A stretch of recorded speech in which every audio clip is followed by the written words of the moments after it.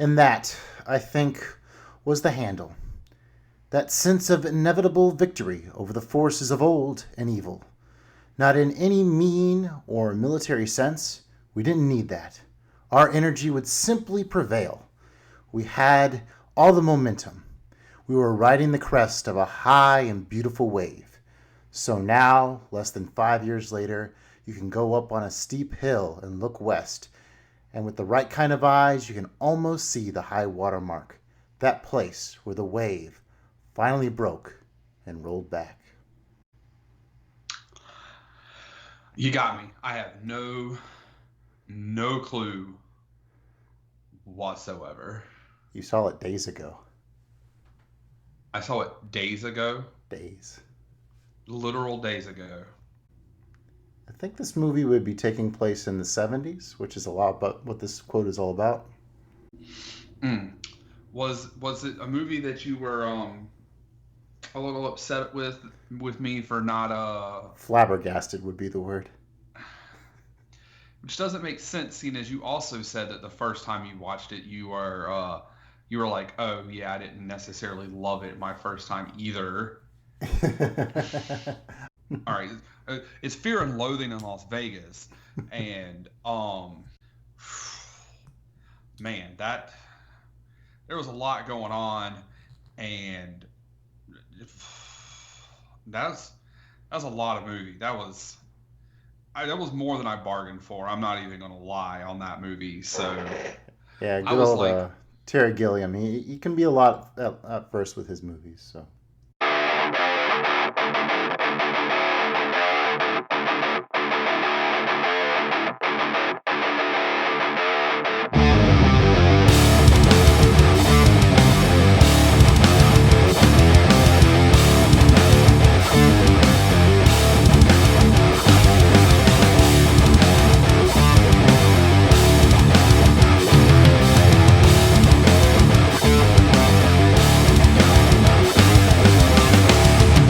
You and I have unfinished business. Oh? And what's so stinking about it? Non mi piace il feeling. Spirito Santo. I think this just might be my masterpiece.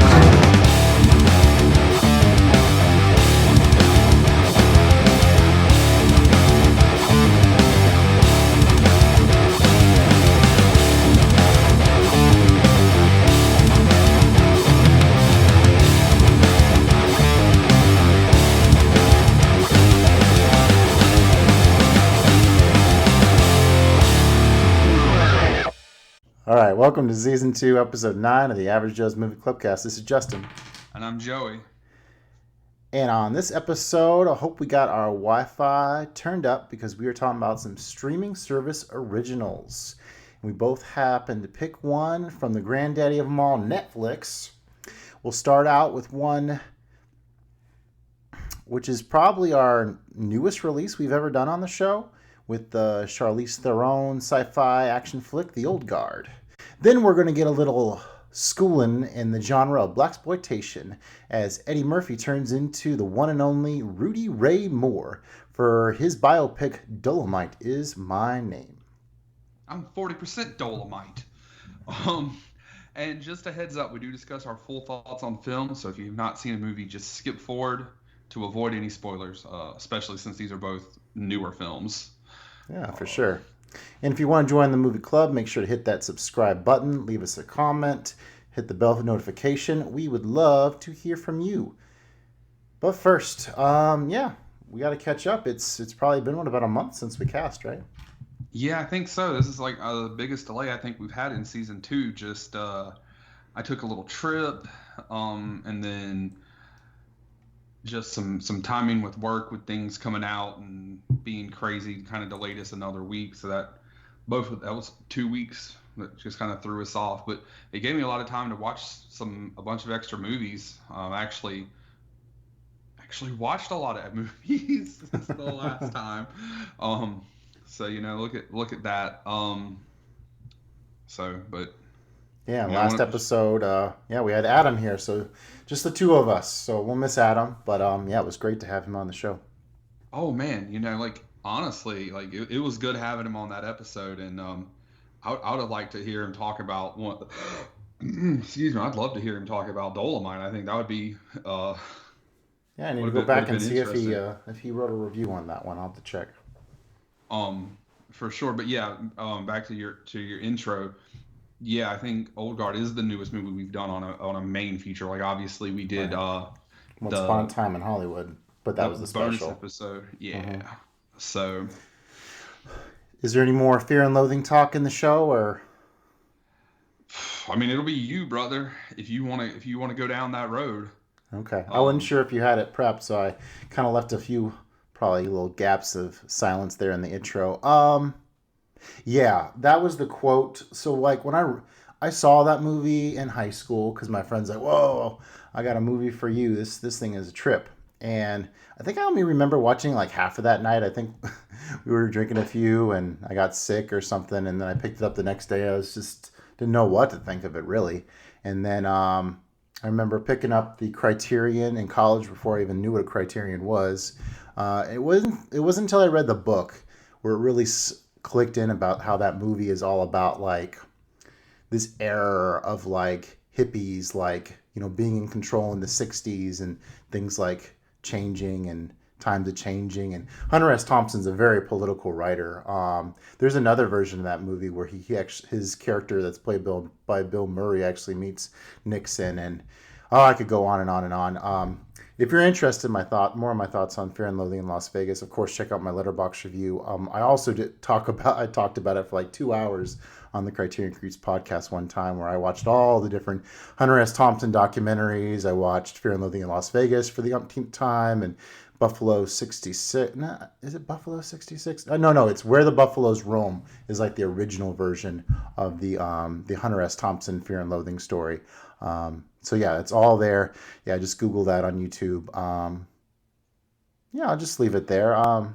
Nice. I did know that I did remember you saying when we were doing like our there was either on our Criterion Hall video or on one of the other times, one of the many other times we've gushed about Criterion.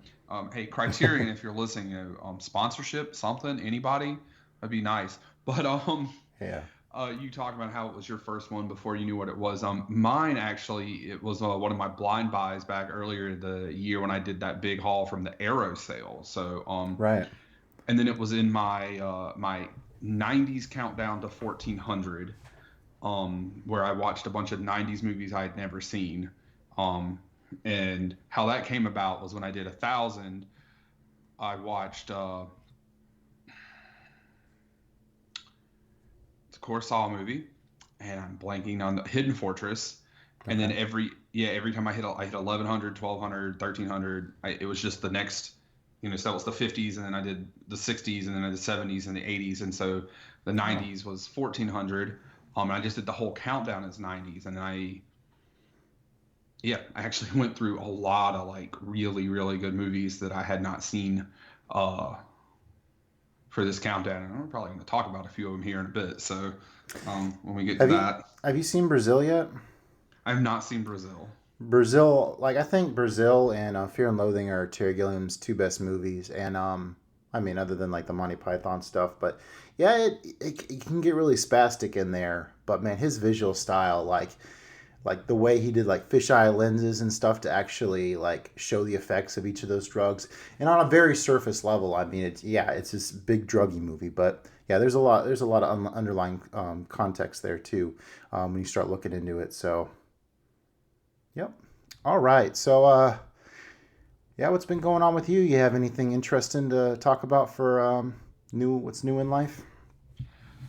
Not so much at the moment. I took a trip up to Charlotte and saw some of my friends and hung out for like a few days. Basically, took a little mini vacation. Got to eat a bunch of really really good food while I was there. I got wagyu for the first time. What's that? Um, Wagyu beef. It's kind of Japanese beef. Oh, Um, so there's Kobe beef and then there's Wagyu beef. Like it wasn't like the highest end Wagyu beef, but it's from this place. Well, it's actually in Fort Mill, but Fort Mill's part of Charlotte. It's just on the South Carolina side, and boy, it was ridiculously good. We went to a couple of other places. Basically my friends just kind of gave me the tour all around, like all the good places to go eat and all that. So basically we drank and we ate and we played a bunch of Magic and played some Mario Kart and just did a bunch of nerd stuff for What version of several Mario days. Kart? Mario Kart 8 Deluxe on the Switch. Okay, gotcha. Yeah, I played a little yeah, bit of yeah, that. yeah. I definitely lost some skills because playing Mario Kart 8 on the Wii U and then Mario Kart, I believe it's 7 was on the Switch because it was, yeah, not on the Switch, on the Wii. Definitely used to be a lot better, but lost some muscle memory, and there were some tracks and stuff I didn't remember, and you know, as it was my friend Corey and his wife Kelly's, they just kind of dominated for the most part. But it was fun. It was fun all around. I got to see Yeah, my friend Graham, my who I have fallback's not. still the Nintendo 64 Mario Kart. Oh, nice. Miss Double Dash, but Oh yeah, you that know, was for Cube, right? yeah, that was for the Cube. But yeah, my friend Graham, who I went to high school with, who was a year behind me, Mm-hmm. who actually ended up going to Winthrop. He came to Winthrop because I was there, and then I wasn't there anymore. He lives up there now and is actually friends with my friends that are from here that he knows randomly somehow else. So we all got to hang out. It was a good time. So that's really all I've done, and now I'm just I did the movie countdown, and now I'm just working. Had the PS5 pre-order launch, the Xbox Series X pre-order launch, which I was off for, thankfully. Um, and that's really it. I'm So blanking on what Graham looks like. I'm pretty sure I've met him. I remember Troy. Troy was yeah, Troy was there when we were there. Graham came what would have been your sophomore year because right. he's a year younger than us. So if you met him, you would have met him all on your own. Um, Okay. but he's Well, you came up once my sophomore year to hang out with the fraternity and stuff, so we might have caught up with him then. I'm not sure. yeah, he's a little more like olive skinned, like Yeah, skinnier guy, long black hair. It's a little bit less long now, but yeah, that rings a um, bell. yeah. So and then Troy, yeah, Troy's still messing around here in town. I see him from time to time. He's friends with a lot of my friends and different stuff. And then I'm friends with Troy's sister, and she's married to one of my friends, and he's friends with a bunch of people. Yeah, it's because it's Florence and it's small, so that's how Florence works. So Ah.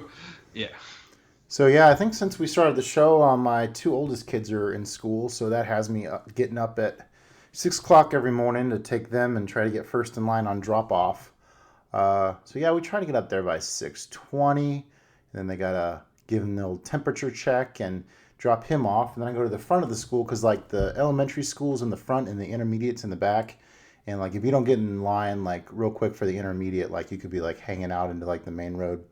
So I try to get there nice and early and do that, and then yeah, drop the other one off, and then now my wife's gonna be working tomorrow, so that means like I'll have like an hour off before I gotta drop the little one off at his school.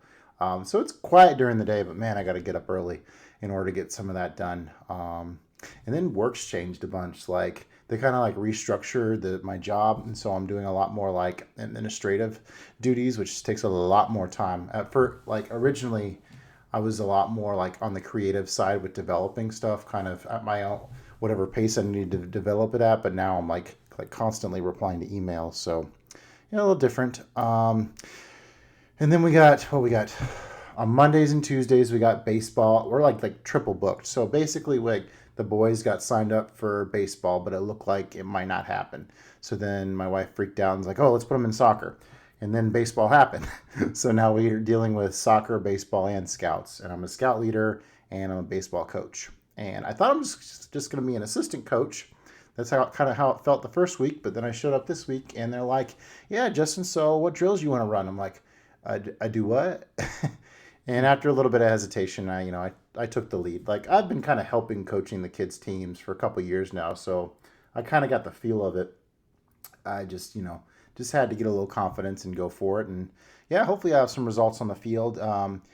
The main kid that's on mound, like he's been doing that for years, so he's real solid. Nolan, my oldest, he wants to play first, and he's looking pretty solid there at first. It's a lot. That's a pretty high pressure spot, but so far so good. And then our second baseman looks really good. And there's a handful of kids that seem to be holding their own. It's a little nerve wracking at first when you see the raw team, and then you kind of like, okay, well, he's going to definitely be an outfielder, but you got to kind of break that easy to him, and hopefully his parents are well aware of that fact or not. I know whenever my kids were outfielders, my wife's like, oh, well, we got to try to get them in the infield. I'm like, oh, but they don't listen. So do you remember playing any sports? I really didn't too much but until I was in like third grade, and then where I was going to school had Pee Wee football, and I played Pee Wee football from third to sixth grade before I moved from my mom's house to my dad's house, and then I never played any more sports, unfortunately. Like, I wanted to try out for football in high school because I loved football, and there was like disputes with me and my dad on different things, and like hindsight, I probably could have found ways to make it happen, but I was trying to prove a point, he was trying to prove a point. Like, I remember I tried out for like JV basketball in like middle school, but I flipping suck at basketball. So football, on the other hand, I might not have been good enough to make the team. I don't know, but I was pretty good at pickup games because I just bowled people over. So whatever. So but I never played a ton of organized sports. Just that few years of Pee Wee when I was like real little. But that's also kind of what led to, oddly enough, how you and I met, because not playing football and sports led to me watching a ton of sports and me going, right, man, I want to be like Rich Eisen, and I want to be Stuart Scott, or even like Linda Cohn. I don't so that was why I was in MassCom 101 where we met. Yeah, I was a pretty clueless T-baller, I remember, for the most part. Maybe my last year I had somewhat of a clue of what was going on, but yeah, I didn't really. I mean, I think I had 1 year of football as a Pee Wee kid, and it was all right. But yeah, I ended up being a band kid, so that was pretty much where I fell into my groove there. So yeah, such is life. Yeah, so I spent a little bit of the $30 extra on Disney Plus to check out the new Mulan, and I didn't regret it. I thought it was a good time. I thought the action seemed really good. It was kind of like a Disney version of like Crouching Tiger, Hidden Dragon. No, that probably doesn't do anything for you because you're not into the wire foo. But yeah, movie was getting a lot of hate on Letterboxd. Not only the additional charge, but people really like to rag on the Disney remakes. But I thought this one was a decent one. I ranked this as my top Disney remake. I really need to go back and watch the cartoon. I think I've only seen that one a handful of times. It doesn't strike me as deep as like Aladdin did, where when I watched the Aladdin live action remake, and a lot of people were like, "Oh, it's not too bad." I'm like, no, this is just totally wrong. This doesn't work at all. And so I think it really depends on like your connection with one of these movies to whether your level of how much you'll end up hating them or appreciating them. Football's back. Vikings are awful. Moving on. Yeah, they just, it was ugly to watch them get their butts handed to them by Indianapolis. It's almost like they might be tanking to get your Clemson quarterback. That's the word on the street. Trevor Lawrence, right? Yeah, it is Trevor Lawrence. Minnesota's better than Washington, so the Washington football team. the flippin' Washington football team, boy. Yeah. I'm surprised we're even playing football, both on the collegiate and the pro level, especially the collegiate level.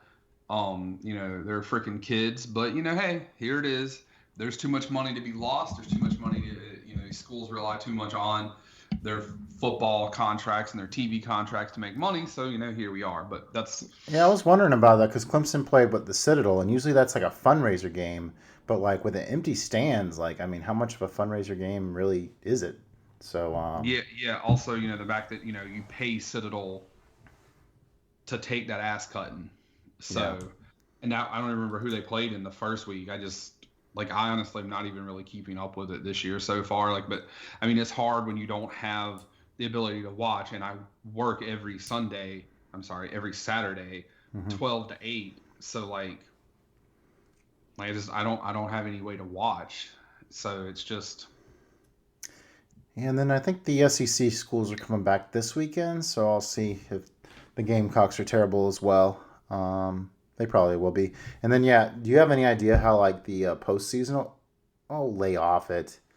Oh my God, my nephew's a big Clemson fan, and he's like, I "Oh didn't man, I'm so say disappointed. We're anything. not going to get to kill the Gamecocks this year." I'm like, "Ah, jeez." Look, I didn't say anything. You said it. I saw the look on your And face. oh well, yes, I did that so you could see it, but I didn't voice my opinion for the whole world to hear. However, how the postseason is working, from my understanding, there isn't a postseason. There won't be an official national champion unless something has changed. But like I said, I haven't been keeping up with it, so something could have changed. Also, the Big Ten's finally coming back, so I don't know, because the NCAA is like, y'all can play, but there ain't no bowl games, and that could have Okay. changed. I don't know if that's true. So if someone's listening, and when you hear this, if I'm completely wrong or if it has changed, whatever, go in the comments and tell me I'm stupid or tell me that I messed up, whatever. Just, tell Justin that both the Hokies and the Gamecocks both suck. He already knows the Vikings suck. But whatever. Maybe the Gophers got a chance this year. I mean, maybe. I mean, they were pretty good last year, weren't they? Yeah, fair. They choked in the big games though. So. Well, I mean, when you're a newer team, Although I think they did pull it off in the bowl game. But yeah, go ahead. I mean, I would say when you're a newer team, starting to be good, and you just don't have the depth, it's harder to be good against Ohio State and the Penn States and the Michigans that, Right. they're. It was mostly the Iowa game. I think I got frustrated with them, Matt. Because I mean, basically their starters are probably second or third stringers on Michigan, or Ohio State, because Ohio State and Michigan and those kind of teams just have that kind of depth. Sure. So It's like, yeah. And then you don't watch America's Got Talent, do you? I don't have television. Okay. The answer I don't, is that. yeah, I don't have cable in any form. I just have Netflix and Hulu and that kind of stuff. Okay. Yeah, my family's been following it all season, and finally the finale.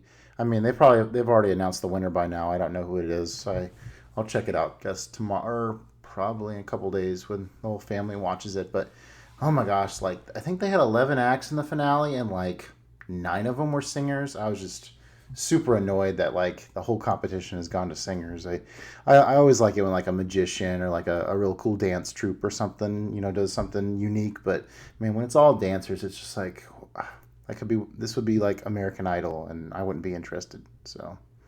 Yeah, I feel you. I guess the whole idea is supposed to be that it's something different from American Idol, or what's the one where it's The Christina Voice. Aguilera? Yeah, The Voice. Yeah. I mean, it's fine when there's 3 singers and they're really exceptional, but this year there's 3 little girl singers, and it's okay, that one and that one. I mean, they have good voice, but I don't see why this other one's here. And I think the thing that gets me about the show is they really, really play up the personal struggles these people have to have made it this far in life, and I could just absolutely care less about that. I just want them to put on a good talent or whatever, and it's a talent show. I want it to be about the talent, but they got to make it all about the personal struggles these people go through, and I'm just not interested yes, in because all it's that. television, and they've got to get you hooked in some way so you care about them. Come on, Justin, don't you know how I a care story about them works? if they blew me away with an awesome act. I don't know. That's just how I'm wired. Sorry, folks. Oh, that made me think of awesome act. You get Homeboy from Whiplash, and that just made me remember that I got the new 4K steelbook of Whiplash. I forgot that I ordered it 2-3 months ago on Best Buy, and it came in the mail on Monday. So that was pretty hot. Oh, I didn't even know that transfer came out. Sweet. Yeah, I just got the notification on Friday. They're like, it shipped. And I'm like, I forgot I ordered this, but cool. Yeah, I don't know why I don't pay attention to Blu-ray releases more. Like Full Metal Jacket just got released on 4K, and I got the Blu-ray of that already, so I'll I probably mean, wait for a sale. But that steelbook was hot though. Like I saw someone post it in one of the movie groups, and it was hot. I'm not gonna lie, but I mean, I also have that on Blu-ray, so it's like and you are a much bigger Kubrick fan than I, so mm. Yeah, I still have the old school. I never got the Full Metal Jacket old school steelbook, but I got the Clockwork Orange one and the Shining one, and I like the new Shining one that came out. But I busted my butt to get the old one, so I was like, nah, I'll just get the slipcover version, pop it in the steelbook I already have. Can only yeah. only buy Carl has so both much. those steelbooks, so Okay. yeah, he's also, well, his favorite movie is The Shining. I think overall you're probably a bigger Kubrick fan, but The Shining is his favorite movie. So Nice, understandably. All right, let's get into a little bit more movie talk. You got some movies for the pick'em game for me? yeah. Nice. So I'm gonna tie it into our main two movies tonight a little bit. All right. And yeah, so and I'm gonna name these two movies, and you're gonna be like, how are they connected? Or maybe you'll get it. We'll see. So would you rather watch Shrek or Kubo and the Two Strings? Hmm. Okay. I have reviewed Kubo. I'm a big Leica Entertainment fan. Yeah, I really like all their movies. Their last one, the gosh, what I forget. It was about like a Yeti or something. Wasn't as crazy about that story, but like Coraline and Paranorman, man, those are some really good movies. And Kubo's good. Kubo's up there too. Like how that kind of there's a lot of references to like Asian cinema in there. But it's been a long time since I've seen Shrek, so I would probably go with Shrek because I do need to revisit those movies and probably do a little writing on them. So Shrek for me. I'd probably pick Kubo because I've never seen it at all. But Oh it has yeah, been you got to see that then. it is been a very, very long time since I've seen Shrek as well. So As much as you like Asian cinema, yeah, Kubo's a no-brainer, I would think for you. yeah, I've been meaning to do more like of the animated. Have you seen their other movies? Mm-mm. Oh man, this Halloween you gotta watch Coraline and Paranorman. Maybe even Box Trolls. Must Maybe I'll watches. add.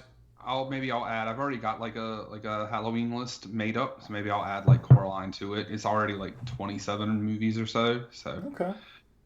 but the reason that I picked those two specifically is because who are in those movies? Um, Theron is in Kubo, right? Yes, she is in Kubo. Matthew McConaughey is the first one that came to my mind, but we have. Oh, and then a donkey is Eddie Murphy. Gotcha. Yep. That's why. This guy's a waffles. That's a great line. All right, so let's get into our good and the bad and the ugly.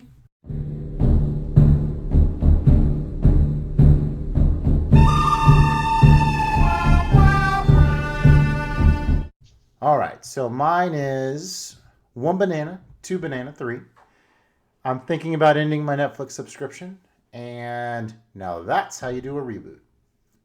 All right, and I have Hush Hush, Kiefer times two, and I'm probably gonna butcher this a little bit. So I apologize in advance, but my Gaelic is not that great. It's Mokushli. Okay. I have no idea what that is. All right, you want me to go first? Yeah, sure. You picking for me or I'm picking for you first? You pick for me. Let's go. Let's go with Now That's How You Reboot. Okay. You know what I'm about to talk about? Is it Mulan? Even though you've already talked about that? No, that's a remake. No, I finally got into the X-Men reboot prequel hybrid. X-Men First Class and Days of Future Past, and yeah, those were the X-Men movies I think we kind of deserved from the get-go. Hold on, I'm gonna stop you right now. You are just now watching No, First Class? I'm rewatching. Okay. This is like the third time I've seen First Class. Although I haven't seen while watching these movies, I realized that I hadn't seen an X-Men movie in the theater since X-Men Origins Wolverine. Oh boy. I saw Days of Future Past twice opening weekend. Okay. Yeah. Unfortunately, the two movies in the X-Men franchise that have X-Men in them, we're not talking about Logan because Logan is fantastic. The two X-Men movies since Days of Future Past have been very disappointing. Anyway, continue about your way. I'm sorry. Yeah, no problem. So yeah, I didn't see these two movies in the theater, and yeah, this is the third time I've seen First Class, and it was really, really good. But yeah, this was actually the first time I'd seen the Rogue cut of Days of Future Past, so it was really cool to see like that, the additional stuff that Bryan Singer brought into that movie in terms of Rogue being a part of it. Yeah, I mean, I started rewatching X-Men 1, 2, and 3 back like whenever the quarantine first started. So I've watched all these this year, and I was really hung up about the characters they use in those original three. Whether it be too little good characters or too many characters not used correctly. But man, they really got the characters right for at least those two movies. And I like to complain about Wolverine being the center of the show, but he was used so well in Days of Future Past, being like, they changed the script to where like I had totally forgotten that Xavier was like a mess at the beginning of that movie, and then like Logan has to go back in time and like set him straight, and he's almost like I love how he's not the center of attention the whole time. He's just like part of like the group, like trying to get the work done, and that's what I always enjoyed about X-Men to begin with. And Quicksilver's in that movie. God, it's really good. There's not as much action in it as you would think, but man, the characters and their motivations are so much, and they need to just stop trusting Magneto. What they're always like, hey Magneto, come be part of the group. Oh wait a minute, Magneto, back away. But yeah, the core of like Magneto and Charles is like friendship and their disagreements in terms of like whether they should be peaceful with the humans or like take revenge on the humans. I mean, that's what makes it work and why you don't mind. Like I complain like about seeing the Joker over and over and over again in movies, and like not it's Lex Luthor in the Superman franchise, but for some reason, and like Green Goblin and Spider-Man franchise, but for some reason, yeah, Magneto, he seems to always work in the X-Men movies. So yeah, really enjoyed checking that out again. I'm a little surprised that you're not annoyed about Wolverine being the centerpiece of Days of Future Past. And even though I try to maintain that movies are adaptations of things, so they're going to be different, one of the main things a lot of people complained about was that Wolverine took that movie. That was Kitty Pryde. Kitty Pryde was the one who went back in time instead of allowing him to go back in time. Mm-hmm. And would I like to have seen freaking Juno go back in time and do some ass kicking shit? Yes, but I think it worked really well. And it's been a long time since I've seen these movies, even though I own every X-Men movie, even Phoenix and X-Men Origins Wolverine. But I absolutely loved that movie, both of those movies. So I'm with you. Those were good reboot / prequel, whatever, fixing. Oh yeah, I totally forget. Yeah, and it totally erases like the worst X-Men movie ever with X-Men. It's X-Men: The Last Stand or whatever that garbage movie is. So yeah. That and Origins Wolverine. Good lord. Yeah, as soon as I need to watch Apocalypse, and I haven't seen Dark Phoenix yet. I'll watch that, and then we'll watch through the Wolverine trilogy. Just don't watch Phoenix. I have to. I haven't seen it. Okay, I gotta be a complete. I'm a completionist on this. I gotta see it through. I'm trying to save you, but I understand. That's why I watched. It can't be. Is it worse than The Last Stand? No, but still, it's not good. Yeah, I've heard a lot of trash about it, but gotta see it through. All right, let's hear what's Hush Hush about. Hush Hush. Joey, eating ice cream doesn't doesn't go well with podcasting. Look, it's a problem. Leave me alone. All You right. got your French fries there too? No, You do? I'm not big on that. For Okay. some reason, it doesn't work for me. Anywho, Hush Hush is from where I watched L.A. Confidential for the first time, Oh wow, and boyo, that's a movie that I remember is really good that I have no memory of. Proceed. Oh boy, like I was just blown away. Like first of all, let me tell you, Russell Crowe, he doesn't play any games in this movie. He needed to get some information from somebody. He just put the gun right in their mouth and just, man. I mean, you got Russell Crowe, you've got Kevin Spacey, Mm-hmm.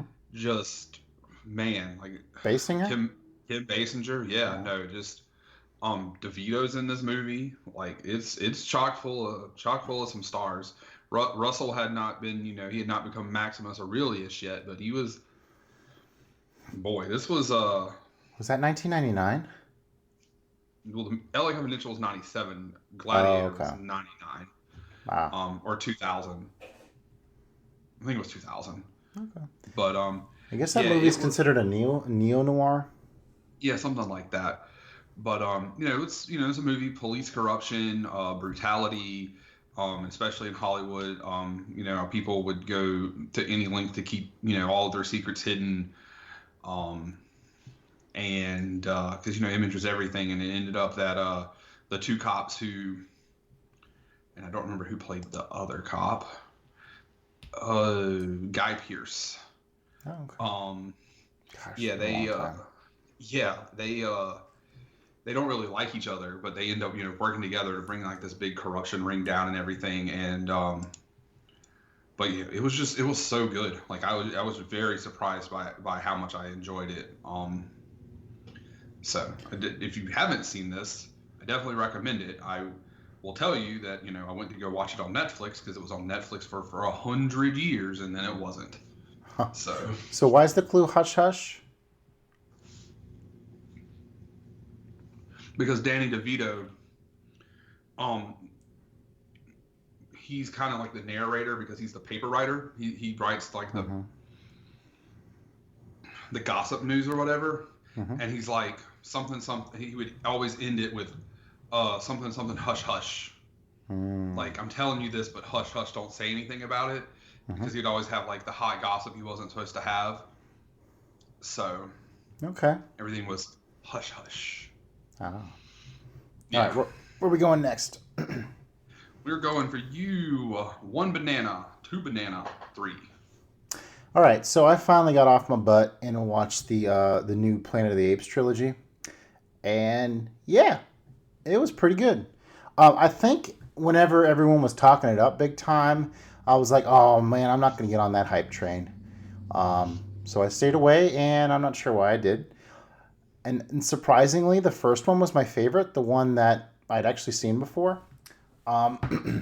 So yeah, I was really impressed with the story of the first one. And then I was like super hyped. I wanted to watch Dawn right after I finished the first one. And Dawn, it really slowed the story down, and it's in this like wet environment, and the human characters are awful in Dawn. And like, I guess you're really just you're supposed to be like really into the Caesar versus, I think Koba is his name, that thing. I just found a lot of contrivances in it, and a lot of, I mean, they're like, oh, we got to go and get the dam going in order to get power back to San Francisco, and it just kind of happens, and there's like no detail of how they know how to do any of that. And then the end seemed a little generic, and then I was like, oh, I was a little let down after Dawn. And then 2 days later, I went into War, and I was like, oh, buddy, we are back for War. Because, what is his name? Who's the villain in War of the Planet of the Apes? That's Woody Harrelson. He was fantastic. I love how it's kind of this... Of course. Yeah, true. I love how it's this, like, you have the really good action scene off the top, and then they have to do some traveling, and it's all about vengeance. And you meet that really great side comic relief character. And I swear they go to the Overlook Hotel I mean, that was a ski lodge, but that looked exactly like the Overlook Hotel, in my opinion. So I was into that. It's hard to go wrong with a snow movie for me. And man, it goes from this travel movie to they're going up to the Overlook Hotel, and then all of a sudden it's like this combination of Bridge on the River Kwai / The Great Escape, awesome battle scene at the end, and yeah, War for the Planet of the Apes. Very, very second pick over under Dawn, and yeah, I was really, really impressed with the new Planet of the Apes trilogy. Yeah, Dawn being a little bit down, but yeah, I think Matt Reeves, what he did with War brought it up a notch for me. A lot of people think the whole trilogy is perfect. Yeah, I'm glad I finally checked it out. The rest of it. That's actually all three of those are in like my watch list. Oh, you haven't seen it all? I haven't seen any of those three. Oh wow! I've only ever seen the OG, the first OG one, and that's it. Okay, yeah, I haven't seen the rest of the OG ones either. Just the Charleston Heston I saw on like Netflix in the middle of one night at work, long, long time ago. So, okay, Kiefer times 2. All were right. You, were you watching? Were you watching 24? Yes, I was watching 2 seasons back to back of 24. Not quite. We're going to go back a little bit in time before 24. But not quite to when he was a vampire. So Lost Boys reference. Yes, look at you. We are going to go back to. I've seen that once. I've seen it a couple of times. It's been a while. All right. So we'll do this chronologically even. It's only 2 movies, right? Yeah, but they're a few years apart. Okay. We'll do the first one, and that was Kiefer Sutherland was not a main character, but it worked out. That was A Few Good Men, which I do believe you. Oh, I didn't even know he was in that. Yeah, I believe you led off the last show with that, if I'm not mistaken, or 2 shows ago, maybe. A little while ago, but I was doing a little Jack Nicholson. Yeah. Well, Jack's the Colonel. And then there was one other guy, and then there was Kiefer. They were like the 3 officers on Guantanamo. Yeah, so so Kiefer was kind of had his southern voice and was kind of, I don't want to say rednecky, but he was kind of rednecky. He was definitely rednecky in the next one. But basically, Few Good Men. You got the JAG officers, Demi Moore and Tom Cruise, and they got to go down to Cuba and investigate this death and try to defend these 2 boys and figure out what's going on and, basically outdo the basically the U.S. government, I guess is the best way to put it, and then prove that these 2 boys, even though they killed this other guy, that they were told to do it. And I was just intrigued the whole movie. Like, I was just sitting there, and I knew the line was coming. I knew it was going to be at the end of the movie, and just even that whole build up, that whole time, and like, even though Jack was barely in the movie, every time he was on the screen, it was his. He owned it. And then Tom held his own in the end. They just went back and forth, and that scene was freaking great. So if you haven't seen A Few Good Men somehow, highly recommend watching it. It's a great courtroom movie. You have the IMDb open up on that?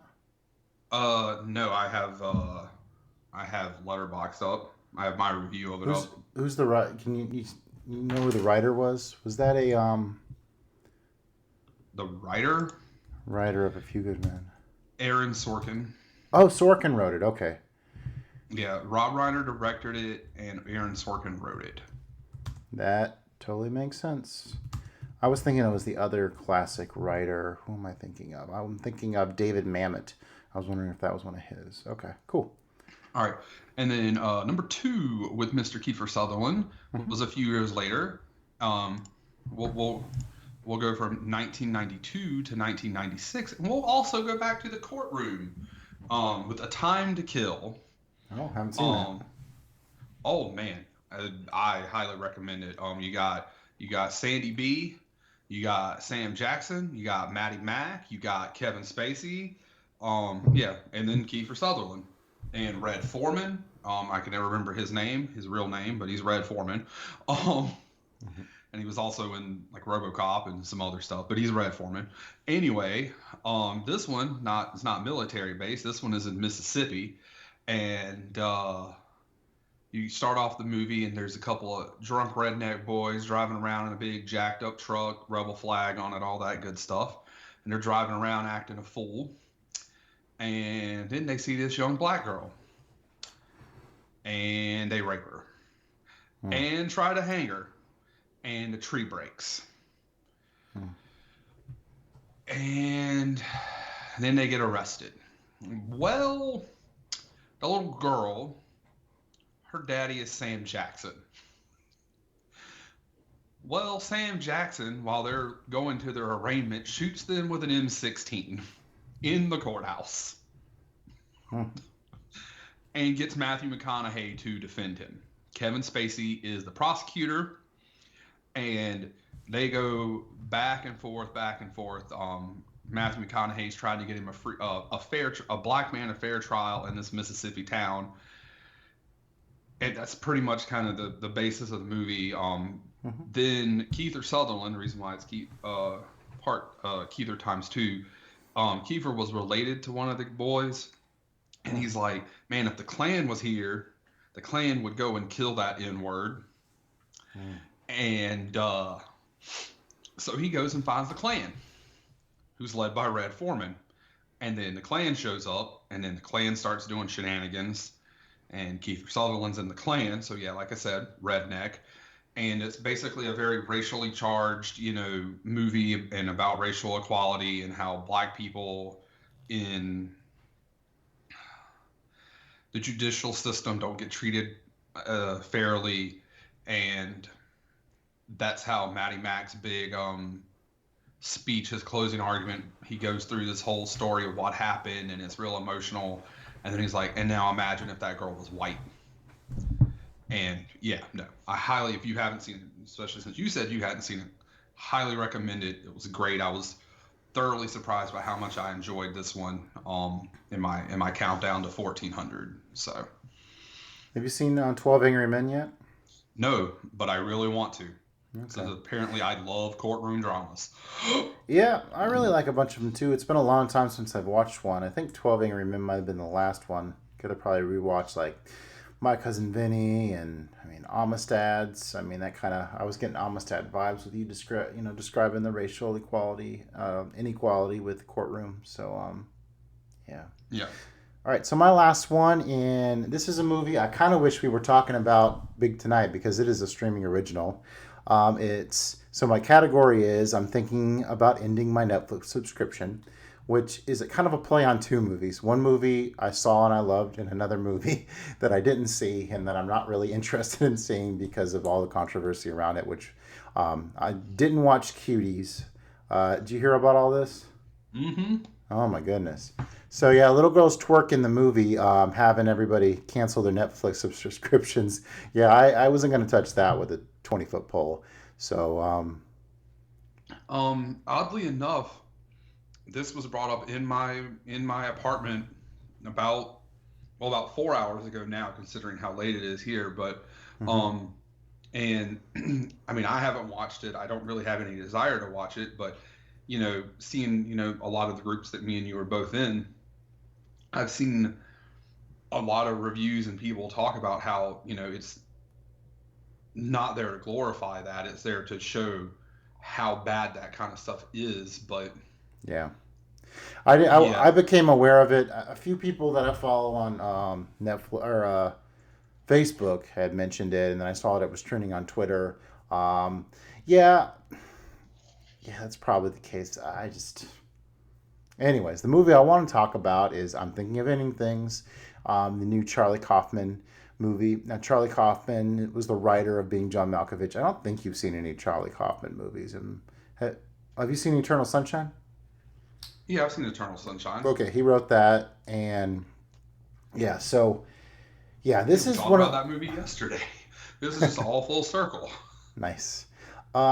yeah, so I dove into that one. Goodness, where do I even start? This was like one of my longest letterbox reviews in a while.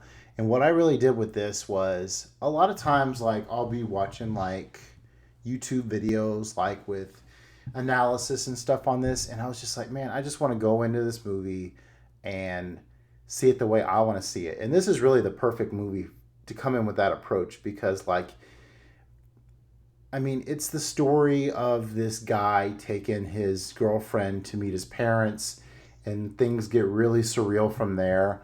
Lots of really cool references, stuff that I picked up on. Like, there's a whole part in like the second half of the movie where like they're talking about this movie called A Woman Under the Influence, which I had seen, and then like all of a sudden like one of the characters starts talking like a movie critic, and I was like, gosh, I heard a movie critic talk a lot like that before. And it's because I listen to the Unspooled podcast. And a lot of times the Unspooled podcast will talk about Pauline Kael reviews. And I was just like, that sounds exactly like a Pauline Kael review. And I did a little research and I'm like, sure enough, that's what they were referencing.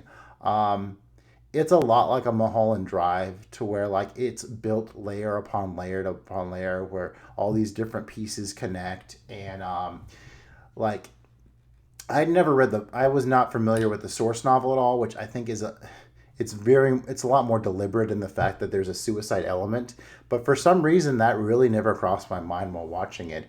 I was really more hung up on these two people's relationship, and even thinking about the fact that like Charlie Kaufman gets so much hell from like the Hollywood system that maybe he would think about ending things with making movies. Like even that crossed my mind, and yeah, I really dug into it hard with I started typing my review on Letterboxd like Sunday at like 11 or something, and I didn't hit save until 1.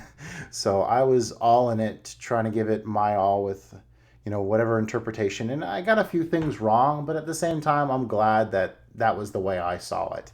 And it's a little embarrassing because like the ending is actually kind of making fun of A Beautiful Mind, and I kind of got inspired by it, even though it's kind of picking on it. So, man, there's a lot in there. A lot of love got thrown my way on Letterboxd for people appreciating how deep I got with it. So, a lot of love to all those folks. And yeah, the next day, I fired up a bunch of analysis stuff and listened to other takes on it. Some I agreed with, some I didn't.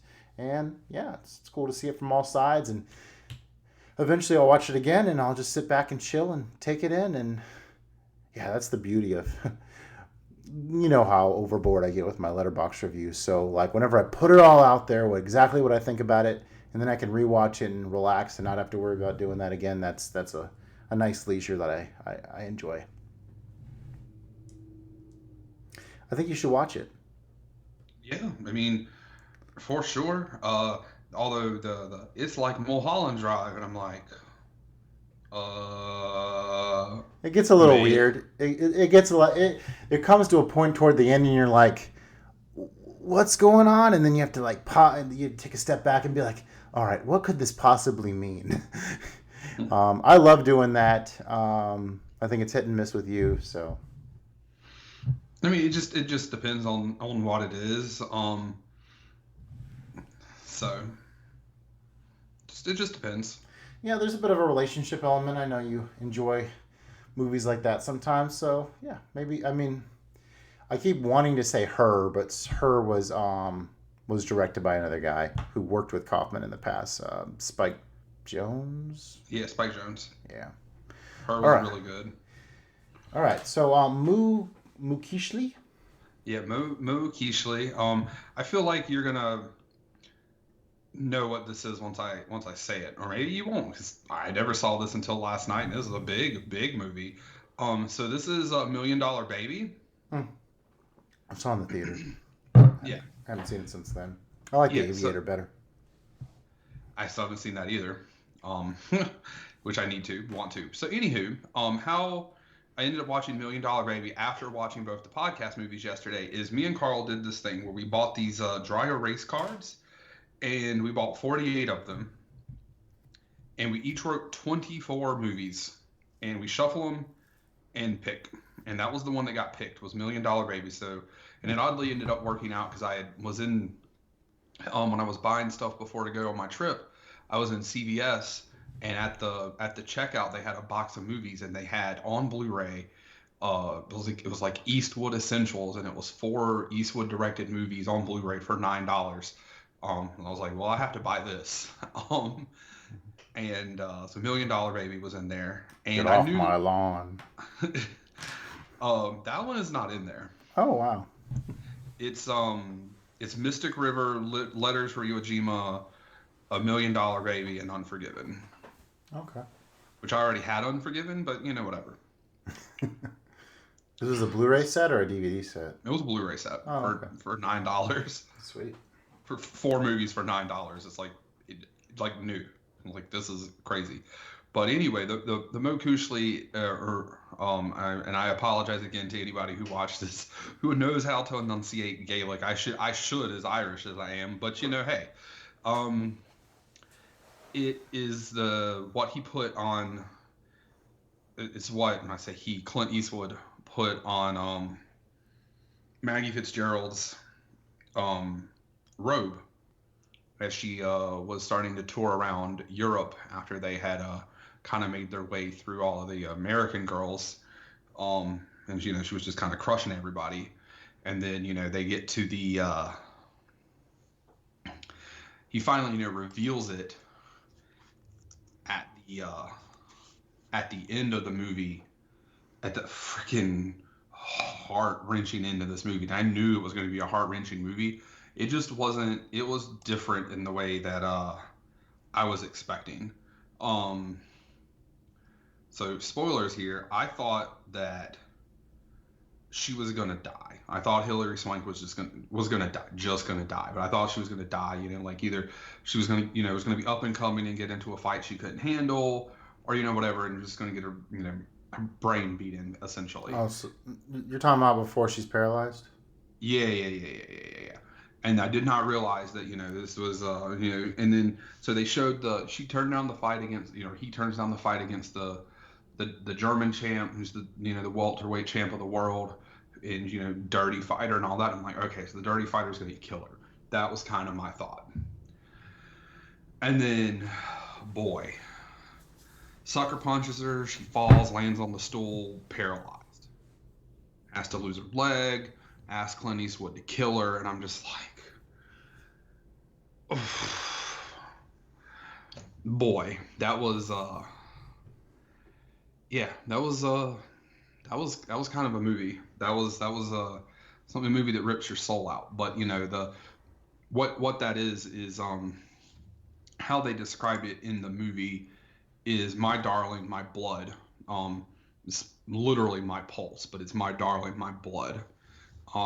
Because they had that father-daughter relationship, because his daughter would never respond to his letters and never talk to him, and her father, she didn't really have a father, and her family was kind of trashy and crappy to her the whole movie when you interacted with them. So lots of story about their families, and then their boxing, and even more so there was so much after the boxing ended. And a really good cast in there. You had a couple of people Marvel people in there. You had Falcon, and I don't want to call him Ant-Man's sidekick, but Ant-Man's sidekick. That's inappropriate to call him. So Anthony Mackie and Michael Pena. So it was a good cast. It was a good movie. Won like a gazillion Oscars. So. Yeah, I remember when the controversy was peaked on it because of the whole, her being in a bed and wanting to pull the plug or whatever. There was definitely some politics involved with that. So I had heard about it coming in. So yeah, it's cool that you didn't realize that. Yeah, I mean, maybe I heard that back then and forgot, or just didn't. But so Nice. Let's get into our feature movies of this episode. And like we said, they're streaming service originals. So, man, I got a lot of streaming services. A lot of them I don't leverage as much as I probably should. So I got the Criterion channel. Not like there's originals on that, but Netflix, Amazon Prime. My dad has an HBO subscription, so I tapped into that HBO Max not too long ago. That's how I was able to watch American Pickle. Um, yeah, I mean, we've talked about it 100 times on the show. I love a good streaming service original because that means I don't have to drag my butt up to the theater. I like the theater experience, but as a father of three, it can be challenging for that to pull that off. So yeah, I like some good VOD.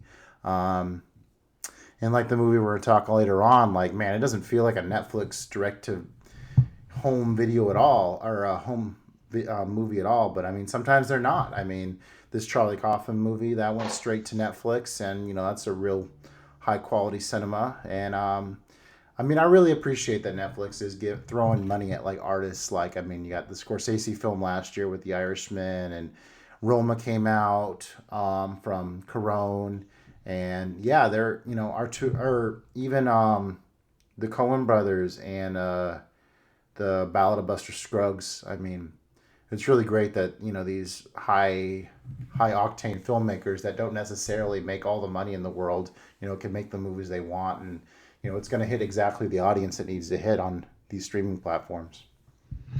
I mean, yeah, I think them coming out movies going straight to video on demand and being paid for through some of those being like $20. Like I get why they cost that much, but for me, it's like I'm gonna pay $20 when the Blu-ray is 30, and for me by myself to go to the movies, it's $12, $13, or I have a cheap theater, and if I go before 6 o'clock, it's $6. Mm-hmm. But I understand when it's $20 and now you, your three kids, and your wife all are watching at home. Yep. Where when you go to the theater and you go most likely have to go at night, and you're probably paying $15 a person Mm-hmm. just to get in, not including popcorn and candy. And now it's easy like 80. If we were to gone to the theater to see Mulan, we probably would have spent like $100. Yeah, because now, and then also you get popcorn, candy, and it's like, all right, hey Christina, we're gonna get Mulan tonight. On the way home, you mind stopping and getting, you can go to the Dollar Tree, the Dollar General, Walmart, whatever, and it's like, hey, let's get some candy, let's get some popcorn. Hey, that's all going in the diaper bag anyways. I used to do that.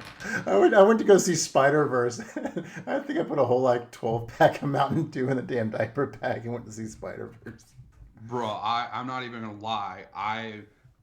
There is a gas station next to our movie theater, like not directly next to it, but like less than, it's not even like a tenth of a mile from it. It's like, all right, oh, here's a 20 ounce. I have definitely ordered like 20 chicken nuggets from Burger King and put them in my cargo pockets and walked into the movie theater before. Like, I saw Shining, Fathom Events did Shining on a movie theater screen, and I snuck a couple mini bottles of Jack, and I partook during that classic bar scene with me and my dad. So the only other thing booze I ever really did at the theater, which I didn't, it just was around, was for The Dark Knight Rises. Somebody, like, I don't even know how they brought a whole book bag in, and they just pulled out like a whole handle of Jack Daniels, and I'm just like, nice. I know they looked in that because like they were looking in the girl I was dating at the time. I had her purse because she was dressed up as Catwoman, and our other friend was dressed up as Supergirl, and they were like, hey, you need to like let us look in her purse.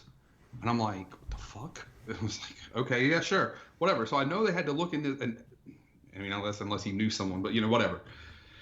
So, but movies coming to Netflix and Amazon Prime, all that stuff is really good. I think it gives more access to more people, and if like Irishman was in the theater and then also on Netflix, and so it was like more. If you want to go see it in a theater, you can. If you want to watch it at home, you can. And Netflix gives you the ability, Amazon, whatever, you can pause it, oh, look, I got to go do this thing, or I want to get up and go to the bathroom. You don't have to like, what's the best place to go to the bathroom? Where's the best place to go get a snack? Like, nah, you can, it's at your leisure. And I mean, living in South Carolina, we really come like festival circuit time. Like we don't have access to a lot of like the acclaimed movies come the end of the year, and like it takes like for like I remember when Isle of Dogs came out, the new Wes Anderson movie. I was just like, I knew when opening day was, and I was planning to go check it out then, and it was a month before it went to like the small indie theater. We do have one small indie theater. I don't know if they're still in business, but I was real fortunate whenever I used to do a little bit of traveling. So like I got to see the Disaster Artist in a movie theater in Chicago. So I lucked out there. But man, it can be tricky seeing a lot of these movies come awards season in South Carolina. Yeah, because Charleston and Columbia would be the places to get that kind of stuff. I remember like for Tusk, I mean, it's a Kevin Smith movie, and I mean, I know obviously he's not like the biggest director, but he's a pretty well-known director. For Tusk, I had to drive like an hour and a half to the other side of Columbia to like one theater when the Veronica Mars movie came out. And obviously that was not a big movie, but again, I had to drive like an hour and 15 minutes to Columbia to see that because it just wasn't in Florence. The Ray 2 wasn't in Florence, and we have a Regal theater. We don't have like an AMC or anything, but we do have a Regal, and so I had to drive to Columbia to see that. And like Columbia's, depending on where you're going in Columbia, it's the outskirts is 55 minutes, and then depending if you're going deeper in, it just more time. But yeah, right. So that kind of stuff, it just sometimes it's just driving and getting. It's like, oh, well, I can drive 55 minutes, or it's on Netflix, or, it's on Amazon, or, Yeah, whatever. I'll gladly play $20 for some art movie that I really want to see on, whatever platform. So, I don't know how many movies I've paid for this show that I've paid $4 to watch because, yeah, here it is on Prime, but, rent for $4. It's like, all right, I guess so. Or, just Prime has had it free. Or we have a Star subscription, and then we have the Criterion channel. Sometimes you find them on YouTube. Yeah, you can find them on YouTube. So, and then because of having Amazon, you get all the channels like IMDb and Tubi that you can. It's like, oh, well, these are free with commercial. It's like, well, that's not terrible because they're not edited. They're just commercials, just in random places. But it is what it is. Right. All right, let's get into this movie we're talking about. So, our first one up is Old Guard, or The Old Guard, from 2020. Found out after the fact that it was based on a graphic novel. It was directed by the same director of Love and Basketball, a movie I still haven't seen. Gina Prince by the Wood. I'm very sorry about the pronunciation there. But yeah, starring Charlize Theron. Oh, I'm a champ tonight at talking about names. What's this movie about, Joey? Led by a warrior named Andy, a covert group of tight-knit mercenaries with a mysterious inability to die have fought to protect the mortal world for centuries. But when the team is recruited to take on an emergency mission and their extraordinary abilities are suddenly exposed, it's up to Andy and Niall, the newest soldier to join their ranks, to help the group eliminate the threat to those who seek to replicate and monetize their power by any means necessary. Pretty good synopsis by Letterboxd. I'm glad I didn't read it going into the movie. How much did you know coming in? I knew that Charlize Theron was a chick who kicked ass and was a mercenary, and that was about it. I think I did see across the top of like the Netflix one where it said something about them being immortal, but like I was expecting a little bit more like futuristic stuff. For whatever reason, I had no reason to think that. I guess I read something that said been alive for hundreds of years, and I put myself from now forward as opposed to them coming to hundreds of years to now. I don't know. Okay. Yeah. So yeah, to be honest, like when this hit Netflix, I had no desire whatsoever to check it out. It looked just like a generic action movie, but I thought it was surprisingly solid for what it is. I didn't expect the immortal concept at all. Like I was totally blown away when that moment happened, and that's actually really one of the best moments in the movie is them, like what she takes that meeting with the Ezra Thor character and is like, yeah, we need your help, don't they like they pull her in by saying like they need to like save a child or something.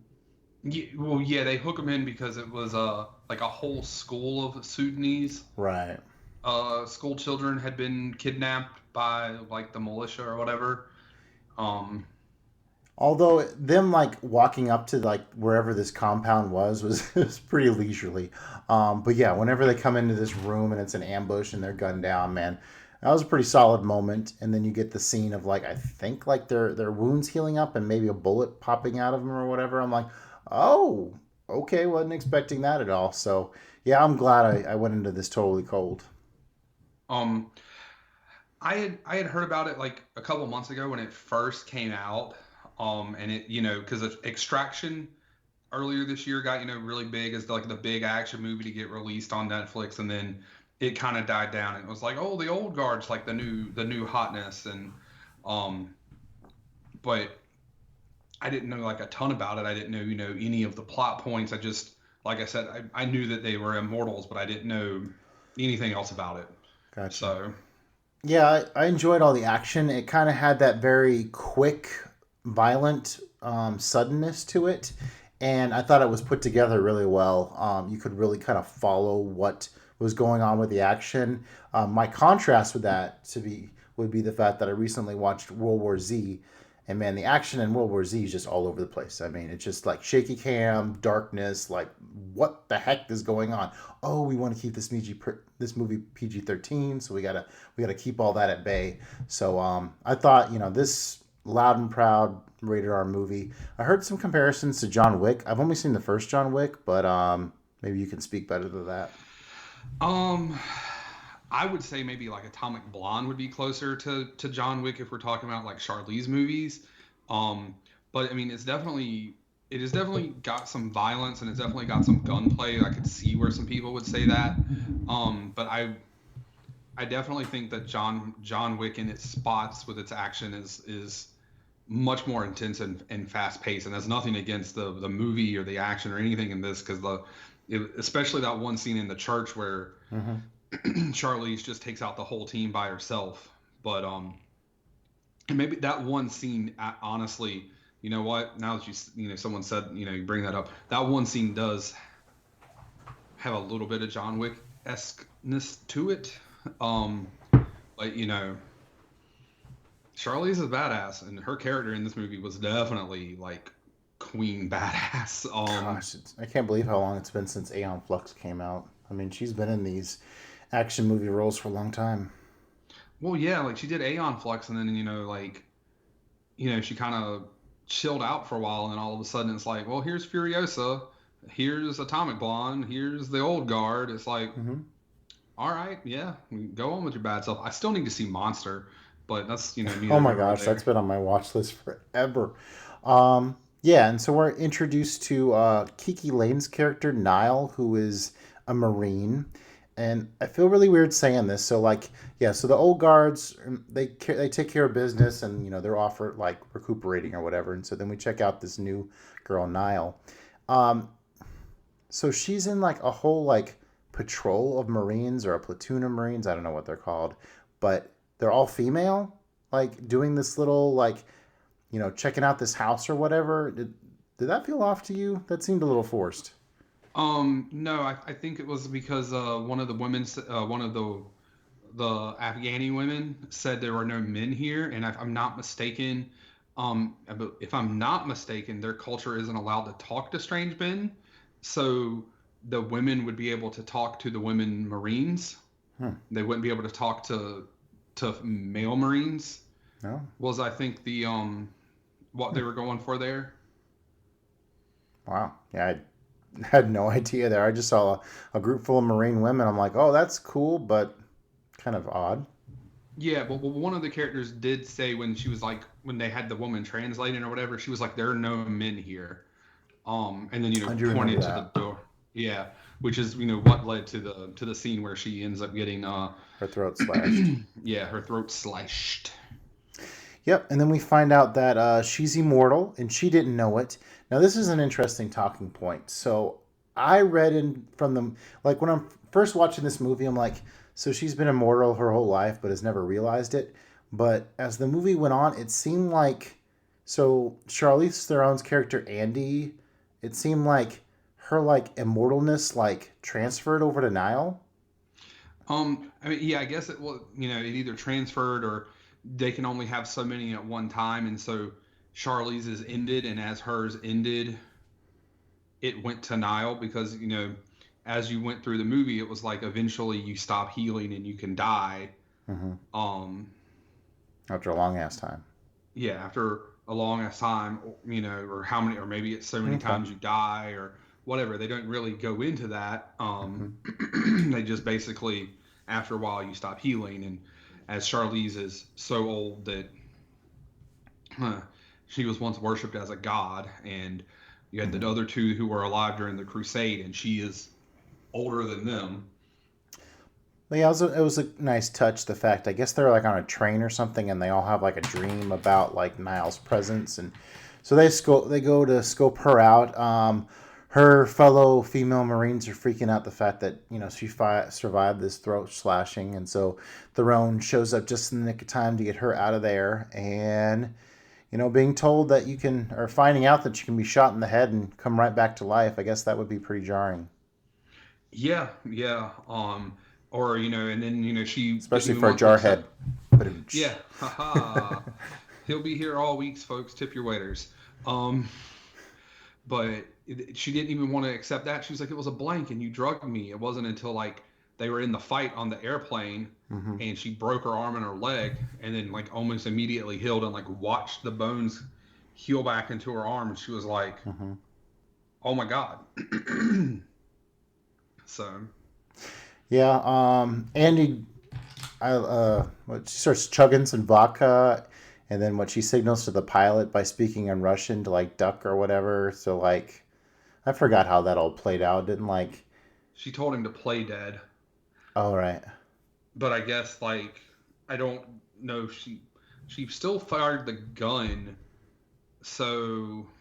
Yeah, I'm surprised it didn't go through like the windshield of the plane. Anyways, yeah, they get in a fight, and yeah, so Niall figures out, yeah, Andy's boss. I gotta go hang out with the old guard for a while and get a little bit of exposition on what these folks are all about. So we find out that they're really old. What did you think about these flashbacks of like almost like Mulan-esque like fighting sequences with her and her BFF? What's the name? It's spelled Quyynh. I mean, they pronounce it almost like it was Quinn, right?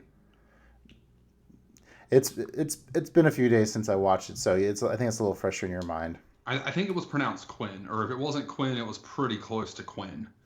Yeah, did you buy like the? I mean, certain like them like about to being them like getting hanged. I bought into, but then like them in like this Asian garb on horseback riding around. I was just like, oh, this feels a little funny, especially with seeing her walk around with a black tank top, doing like other like military fighting in the same movie. It felt a little jarring.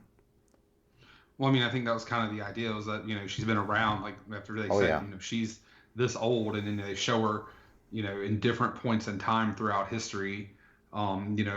Sure. So. Didn't bother. Basically, pretty much didn't bother you at all. No, like I think it kind of just fit with what they were trying to tell, that she was here and she was there at this point in time in this place and time, and especially if you go back to the beginning of the movie where she was very adamant that they didn't go back to somewhere they had already been.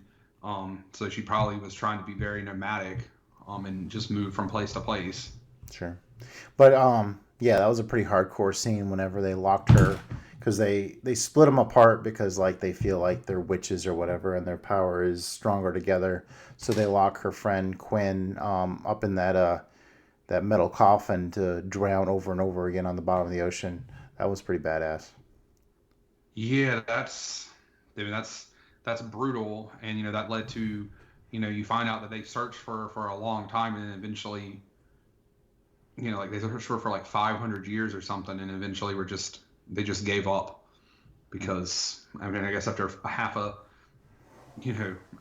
500 years of searching, that it's Long well, yeah, time. and It's unfathomable. yeah, and I guess well, we don't know where we would have. We didn't mark where we put her at on a map or anything. We just threw her in the ocean, and Yeah, deep sea diving gear wasn't quite the same back in the Middle Ages. yeah. All right. So, anyways, yeah, I think we're getting up on that church scene where the team gets ambushed after this whole. We find out more about the guard, and so yeah, we see the cool scene of Andy, kicking ass with her sword and gun, and yeah, pretty good action scene there. Anything else to say there for you? No,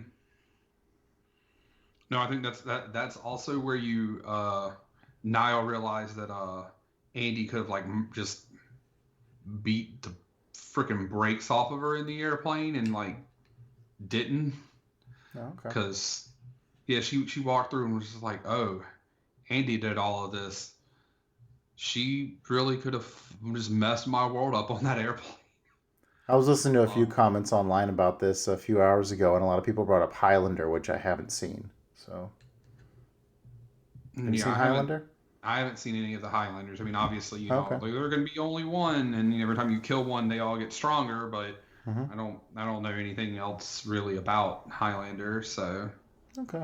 I think the next point I want to get to, you had the two guys on the team, and so during the ambush, they end up getting taken to the baddies' the lab, and yeah, I thought it was a nice tender moment where they're talking about like their love for each other and how like they're like,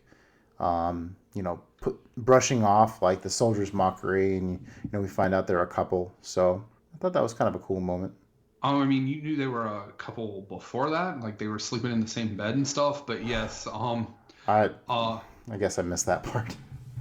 but yeah, is this your boyfriend? And they go off on the whole, that whole soliloquy or whatever you want to call it. And he's like, no, he's Impassioned not speech, I would call it. Yeah, yeah, not just a boyfriend. No.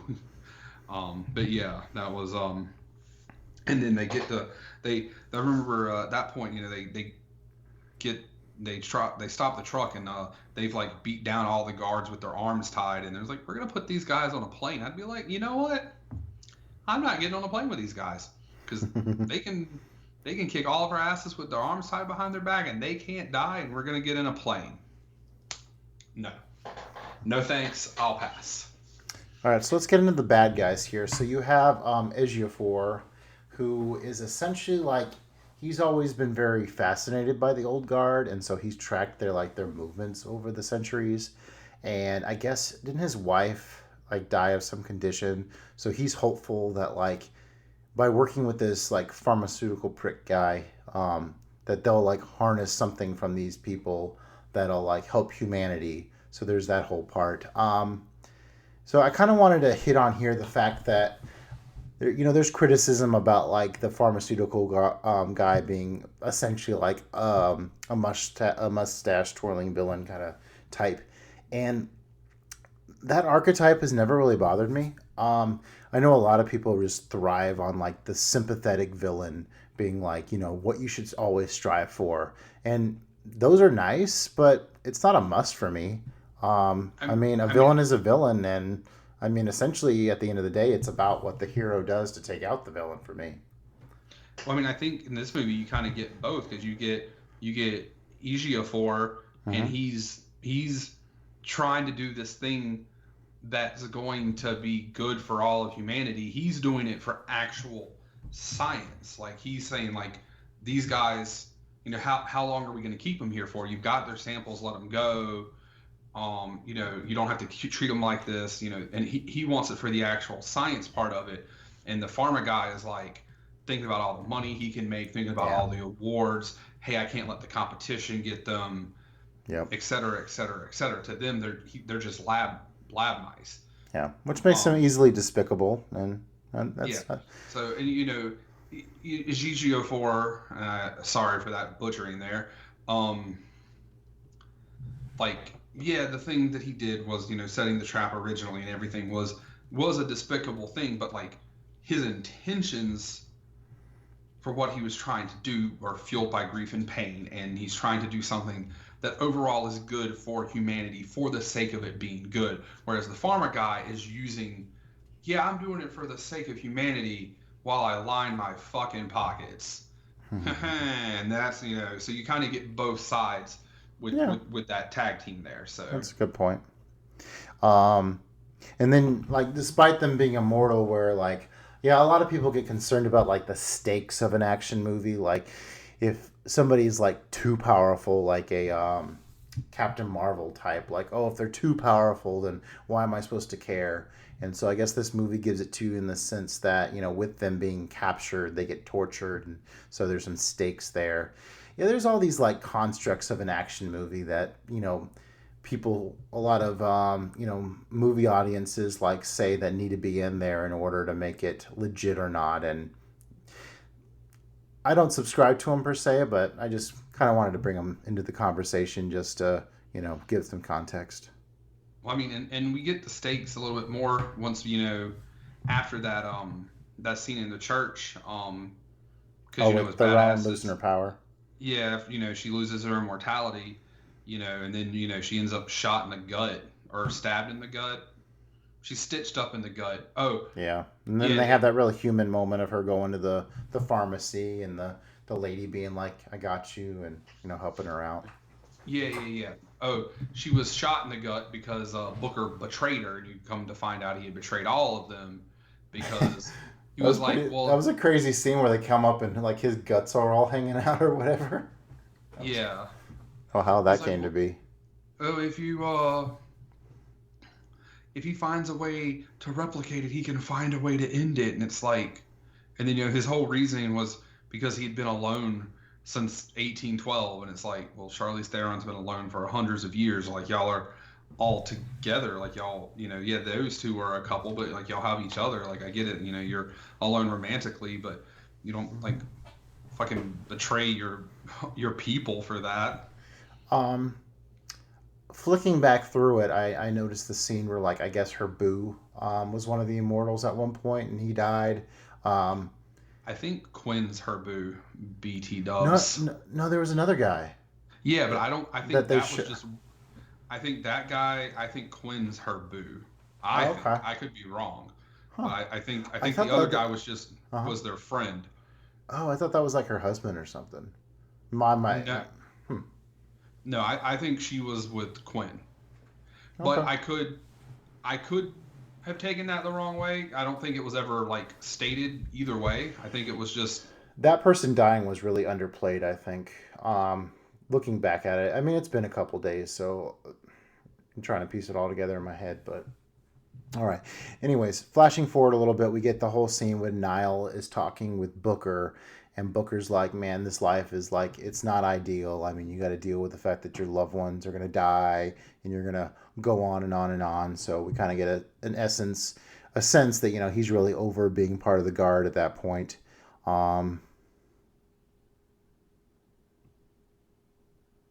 Yeah, he's just he's been alive for. Well, he's the baby at that point. Well, except for Niall, so he just hit that point where he hasn't. I guess he's been alive for a long time, but not as long as them, and he's tired of it. Yeah, and so Niall decides that, yeah, she doesn't want any part of it and go see her family again, but then she figures out that Booker has set her and Andy up to get captured by the pharma company, which reminded me a lot of Cypher from The Matrix, almost like verbatim. I could see that. Yeah, it's a betrayal kind of thing. Yeah. Although in this, Booker's like, oh, you guys escaped. I guess I'm part of the team again, where, Cypher actually got what was coming to him from Tank, right? I forget. Yeah. But except for he was doing it because he was trying to have all of them be ended because they all had been alive for so long. Having escaped. And then, yeah, and they were going to leave him, and Andy was like, no, we're not leaving anybody behind. He's still one of the team. So. So I did check out your letterbox review of this, and I think one of the things you highlighted was that you were like the history of the old guard, how like they had played a significant they had played an indirect role throughout history. So like they would save somebody, and that person would be related to somebody that like did something real significant. Yeah, well, that and just all the general flashbacks, like with Andy and Quinn, or Andy and and Andy Quinn and the other guy who ended up dying, and then yeah, and then when you finally got to like the end and they showed just how many different things, like Andy saved this person and this person. Yeah, Ezio 4 has this really like in his apartment, I guess. He's like tacked up all like these newspaper articles, and it's almost like this crime investigation that he has going on his wall, all related to his old guard tracking. So that's a cool visual. Yeah, like, and how all of them have just, over time they've just been so important throughout humanity as they've just done different things. And then, they're like, she's like, you're going to help us. And anytime, now, she's like, now it's so hard to disappear, but you're going to be the one to help us disappear. And then, So yeah, Niall. So it's all up to Niall. So yeah. So Andy gets captured. Booker's along for the ride. So it's all up to Niall to be like, all right, I'm a part of the team now, guys. So I'm gonna go save you from the pharma guys. It was kind of funny seeing like all like the old guard lined up, strapped up on these tables, just being like, yeah, we're these immortal, awesome soldiers, and we're just here waiting to be rescued from the new gal. I mean, yeah.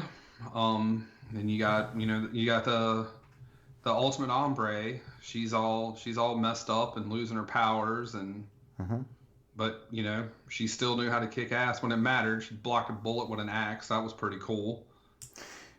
Yeah, some pretty good action. They do, the whole military formations going throughout the building, getting out of there. And, yeah, great scene where, they get the farmer guy with an axe in the neck. And then I loved it when Niall jumped on him and went out the window and crushed down on the car. That was probably my favorite part. Oh yeah, that was pretty hot. I think actually, for action, yeah, that was pretty hot. I think my favorite part we're probably about to talk about was like that last actual scene. Oh, That set up the sequel. okay. Because yeah, that was.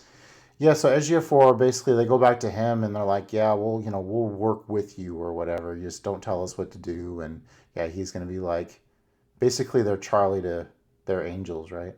Yeah, and this is after they've put Booker. Basically, they kind of figured out how to punish Booker, and they've excommunicated him for like 100 years. Oh, So that basically, happened? Okay. I yeah, forgot about that.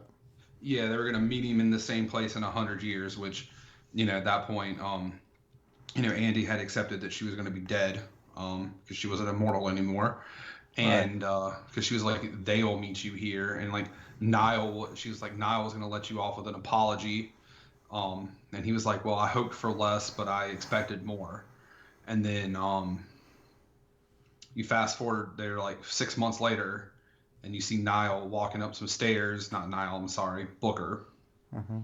walking up some steps, and he's drunk.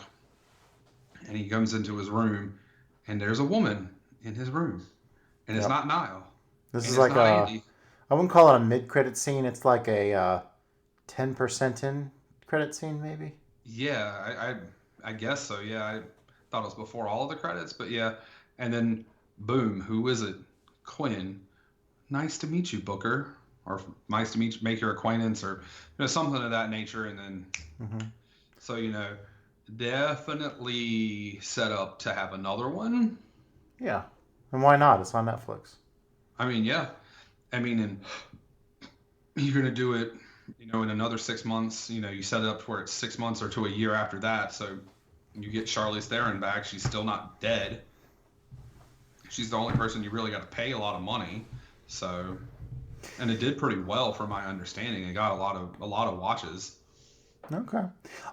Yeah, I thought the action was pretty solid throughout. I mean, there was moments where the acting kind of did feel somewhat unconvincing. Like a lot of that flashback stuff, I was just like, oh, Charlize Theron's dressed up as I don't want to say a Jesuit, some kind of ancient warrior.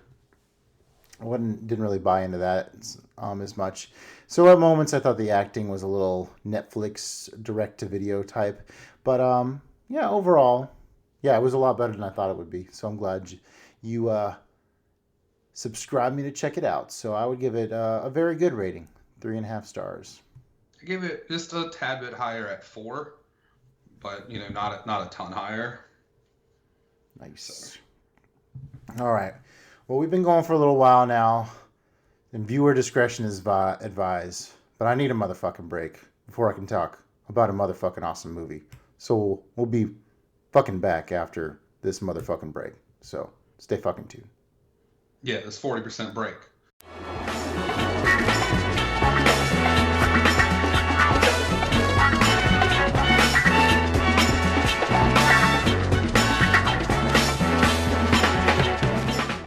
And we are back, and on this episode of Streaming Originals, we are talking about some Dolemite Is My Name, directed by Craig Brewer, and starring the one, the only Eddie Murphy, alongside an all-star cast of excellent black actors, which makes this baby come to life in many, many ways, which we're going to break down to right now. So the synopsis of the film, Eddie Murphy portrays the real-life legend Rudy Ray Moore, a comedy and rap pioneer who proved naysayers wrong when his hilarious, obscene kung fu fighting alter ego Dolemite became a 1970s blaxploitation phenomenon. That synopsis courtesy of IMDb. So, what did you think of Dolemite? So about a month ago, when I was like, hey, this is the category or whatever, and I said my movie and you said yours, I was like, what the fuck is Justin picking? Like, what is this movie? So I looked. You had never heard of it, huh? I had never heard of it. I had never heard of Dolemite, obviously. So I was like, okay, it's like a biopic about a blaxploitation movie, and I have been trying to watch more of those, and so I was like, okay, my interest is peaked here. I still didn't know a ton about it, and lately, the last couple of years, movies that have like went straight to Netflix, if they've like a lot of them, starting with I won't say starting with, but you had the one where Sandra Bullock had her they had to wear the blindfolds and Oh, that's Bird Box, right? Yeah, Bird Box. Like if they were super popular, Wasn't a fan. like yeah, it was not super great. It was, I didn't hate it, but I didn't think it was that great. But anyway, my point being is, like you would usually hear about them. Like it got real big for a while, and then like Extraction was bigger this year, and it's like I still don't know what this Extraction movie is. Does it have Chris Hemsworth? Yeah, and with the Russo brothers. The Russo brothers directed it? Oh wow. Is it good? It was very generic military action movie. And that's why I didn't watch it. Let's move on to the good movie. It's not bad. It's just a generic action movie with Chris Hemsworth. I mean, so anywho. Gotcha. But my point was like those movies all got like you saw people talking about them like all over the internet everywhere, and maybe it's just because of where I live on the internet. I didn't see anything about this, so I was just like, I don't know if this is going to actually be any good. Like I'm intrigued based on the words that I'm reading, but I'm still a little apprehensive. Okay. And also, I'm apprehensive because it's a movie you picked, and I don't always jive with the things that you pick. Let's be real, I haven't. It's been a lot better this season.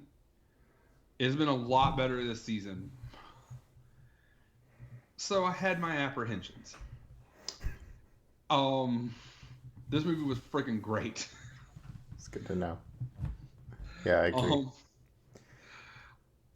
Eddie, this might be the best Eddie Murphy's ever been. Like, I'm just not even gonna front. This might be the best Eddie Murphy's ever been. I am pretty sure this is the best Wesley Snipes has even been. Blade, you can sit the fuck down. I think this is the best Wesley Snipes has ever been.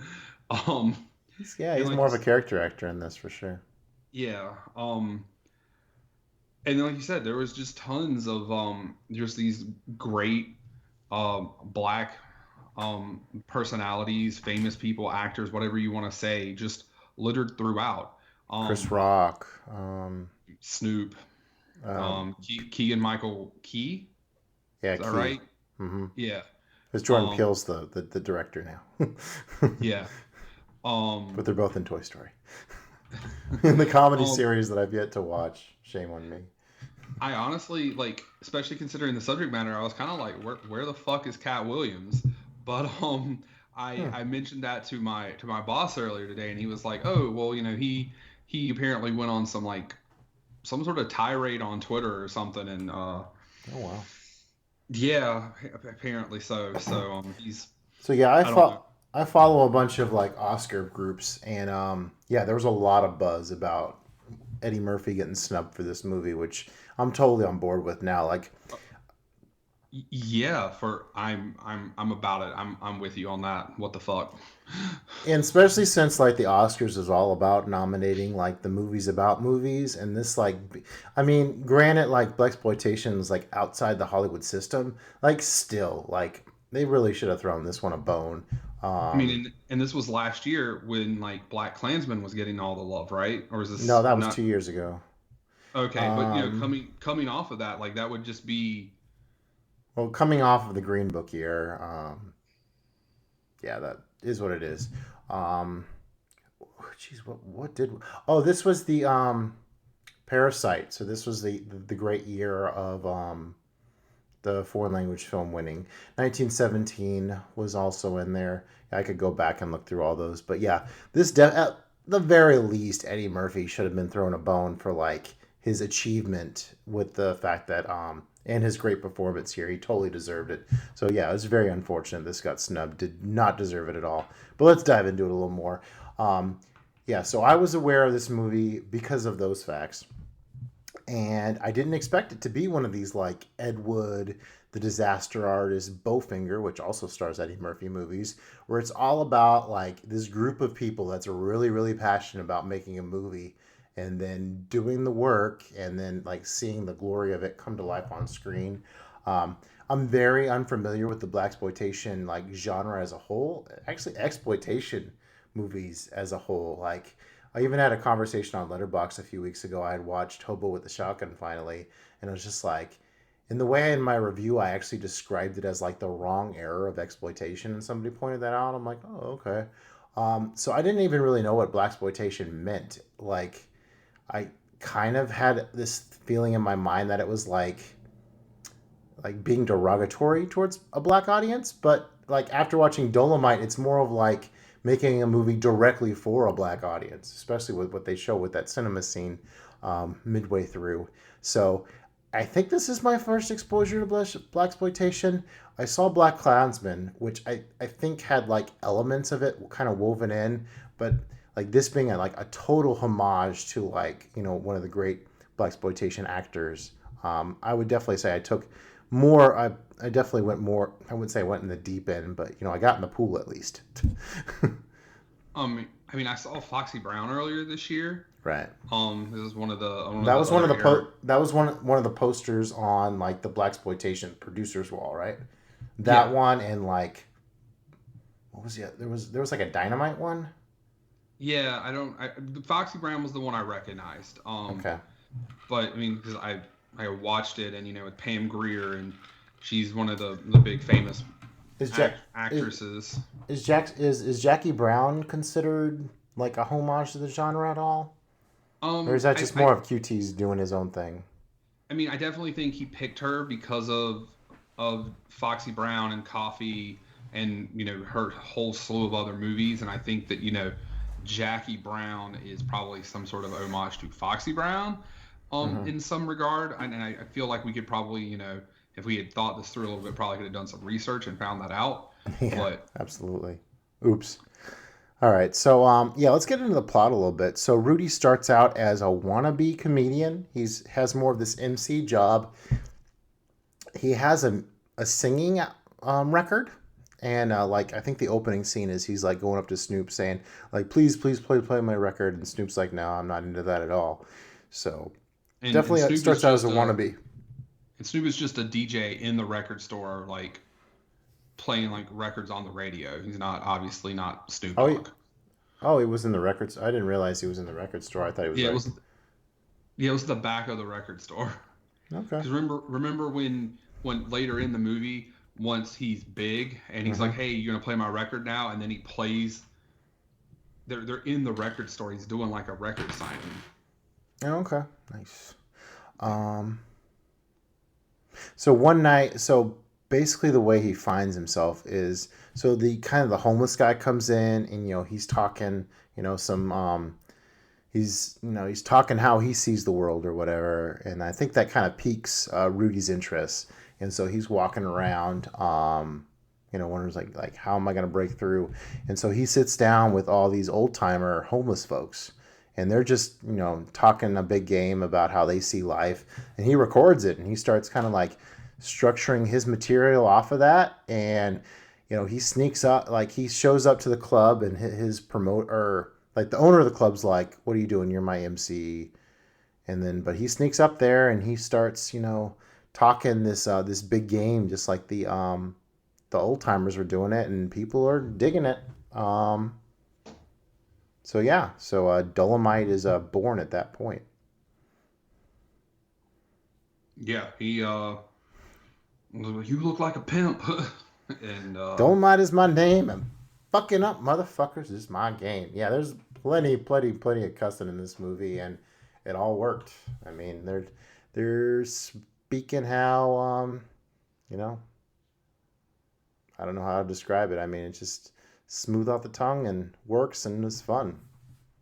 Yeah, I mean, there's a lot of, he was speaking, when he was giving his, when he was doing his shtick or whatever, doing his stand-up, it was a lot of rhyming schemes. Like situational comedy, like, man, I came into this situation, I put a foot up his ass. I mean, it's kind of like, what's the Jeffersons guy? Like, it kind of had that vibe of where, he's real loud and proud and just like not scared to back down and just did what he feel like doing. It's kind of that kind of feel to the comedy, which it's interesting to see that be so like entertaining. But I mean, I'm very new to this, so Yeah.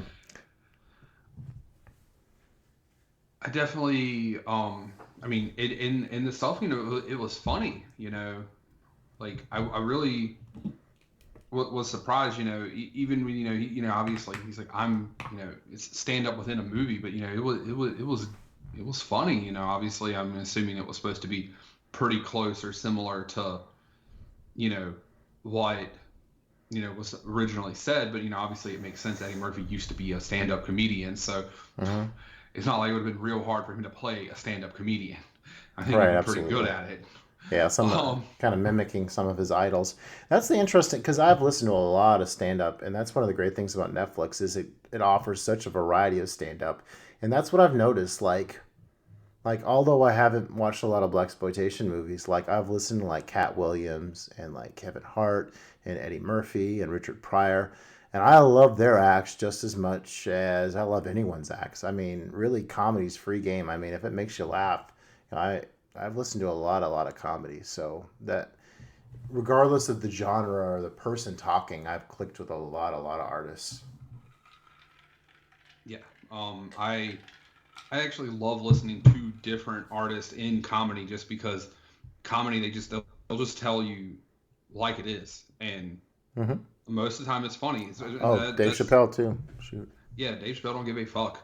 Dave Chappelle, yeah, he's probably one of the best. Oh, Chris Rock, I mean, especially Dave Chappelle, because yeah, he's all against, pushing against, what's right and wrong to say right nowadays. Yeah, like I had heard, comedians before, like the first comedian I remember hearing was, you might be a redneck but the first Jeff Foxworthy. Yeah, but the first stand-up like special I watched that I remember anyway was Bigger and Blacker, Chris Rock. Okay. And I was like 11, 12. I was like maybe 6th grade, maybe 7th grade. I definitely did not need to be watching it. But yeah, no. Yeah, so yeah, he takes his act to a local record label, and yeah, they think they can't sell it, so yeah, he does the smart thing and makes his own album in somebody's house, and he sells it on the street, and they sell like hotcakes. It's like the taboo thing to have listening to Rudy's record. Putting the devil stamp on it so they think it's naughty. Oh right, that's right. I forgot about Yep. that part. Yeah, I thought that was real slick. It Also a was, movie I watched like a week ago, so please forgive me for forgetting little details. yeah. Um, Yeah, so it becomes a hot seller on the street. A local record company, or yeah, a record company in his era, like catches wind with it, and they're all about it. They're like, man, this is hot, so we got to get on this train. And it's pretty shocking whenever, like, yeah, Rudy's just like, all right, we're gonna make an album cover, and so he gets this lady naked and him naked, and yeah, he makes it all. I wouldn't say vulgar. It's what's the word? More just I guess pornographic or just out there I like, mean, woo, check that and out. she has a bowl of fruit down in her nether regions, and it's Yeah. like it was like eat more, or what's the name of it, or I remember when she stripped down, I was like, woo, look at her. so yeah. All right. So yeah, Rudy hits the road after that. And so this is the chance where we get to meet the Lady Reed character, which we really see how big of a. That's one of the best things about this movie is how big of a heart Rudy has. I think that's probably why this movie is as great as it is because he is just this. He has. You don't see. I don't think you see any hate in him like the entire thing. I mean, yeah, prejudice is definitely not a factor in this movie, and I don't know if that's an issue for some people or not. This is definitely a feel good movie, and I was along for the ride with that feel good nature of the movie, so I really enjoyed that. So I'm not sure if there should have been some more like prejudice with him hitting the road, but anyways, yeah, he hits the road. He meets the Lady Reed character, who she's a big lady, so she's a little bit, like, hey, is this guy like leading me on, just trying to get me in the sack? And he's just kind of building up her confidence, and he gets her up on stage, and she can talk a good game just like he does. So. Yeah, she's like, I was literally, she had punched out her two-time boyfriend, Mhm. and he was like, damn, you throw a mean right hook or whatever, and she's like, are you trying to hit on me? I literally got broken up with 5 minutes ago, and he was like, no, no, you're obviously, I can tell you've been on stage, blah, blah, blah, and, so they start running doing stuff together, so, Yeah, so at this point, he's pretty much at the top of his comedy game. His record label's like, "Hey, get back, get back." What is it? What this takes place in L.A., I guess, because they're UCLA students, right? yeah, they're in LA, and they call him while he's in Tallahassee, and they're like, yeah, you just hit the Billboard charts, Oh, that's right.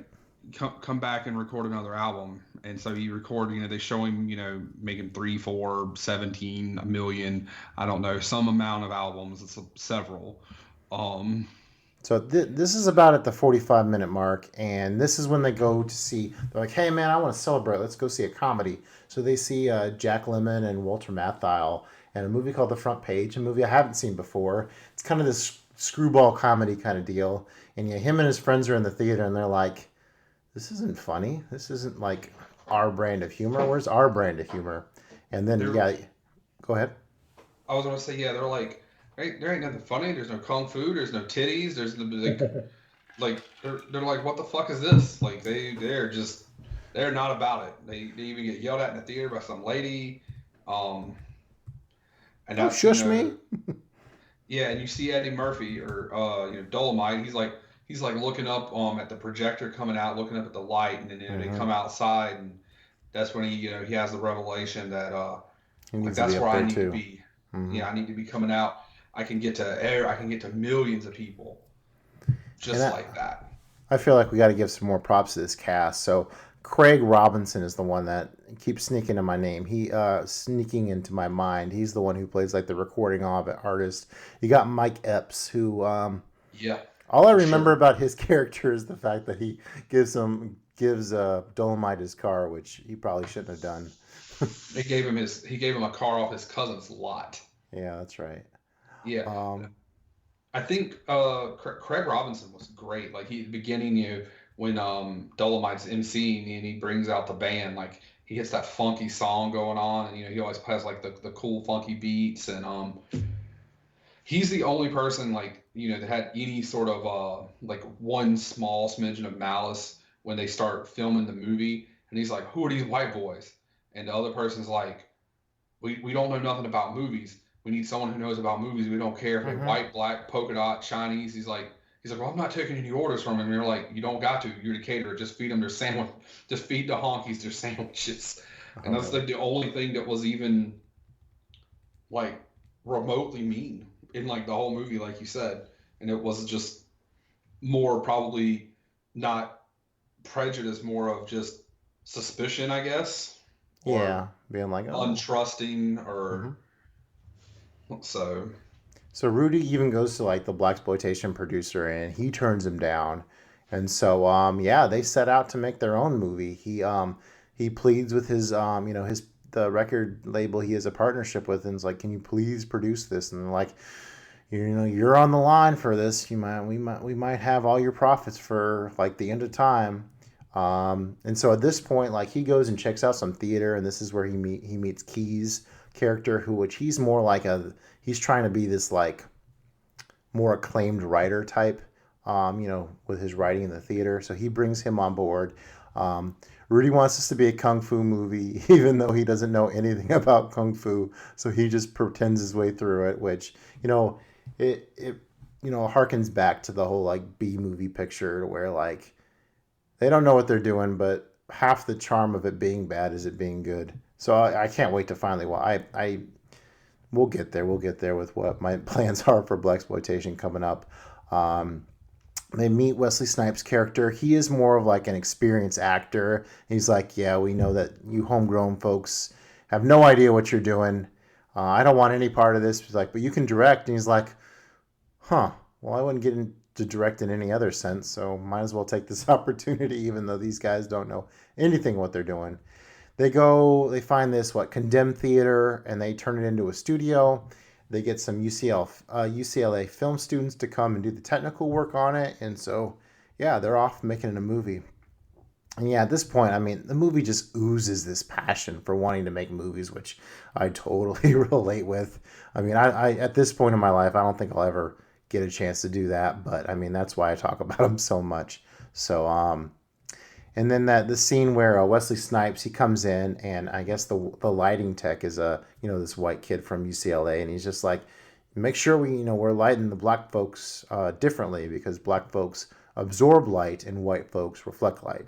And being a broadcast major in college, that was definitely something that was iterated to us, is that you got to be very careful with your lighting whenever you're doing an interview with a black person, just to make sure they look proper on screen and they don't look washed out or whatever. I didn't do much lighting. I've done very, very, very little lighting in the productions that I've worked on. So, but yeah, little details like that are very appreciative. It definitely shows an insider's mentality with putting this kind of story together. All right, so we got this white guy, Heavy, that they bring in, and Heavy is I guess like an insider term kind of for like bad guy. And the first time I was really introduced to Heavy was when we actually watched Once Upon a Time in Hollywood. Yep. And they talked about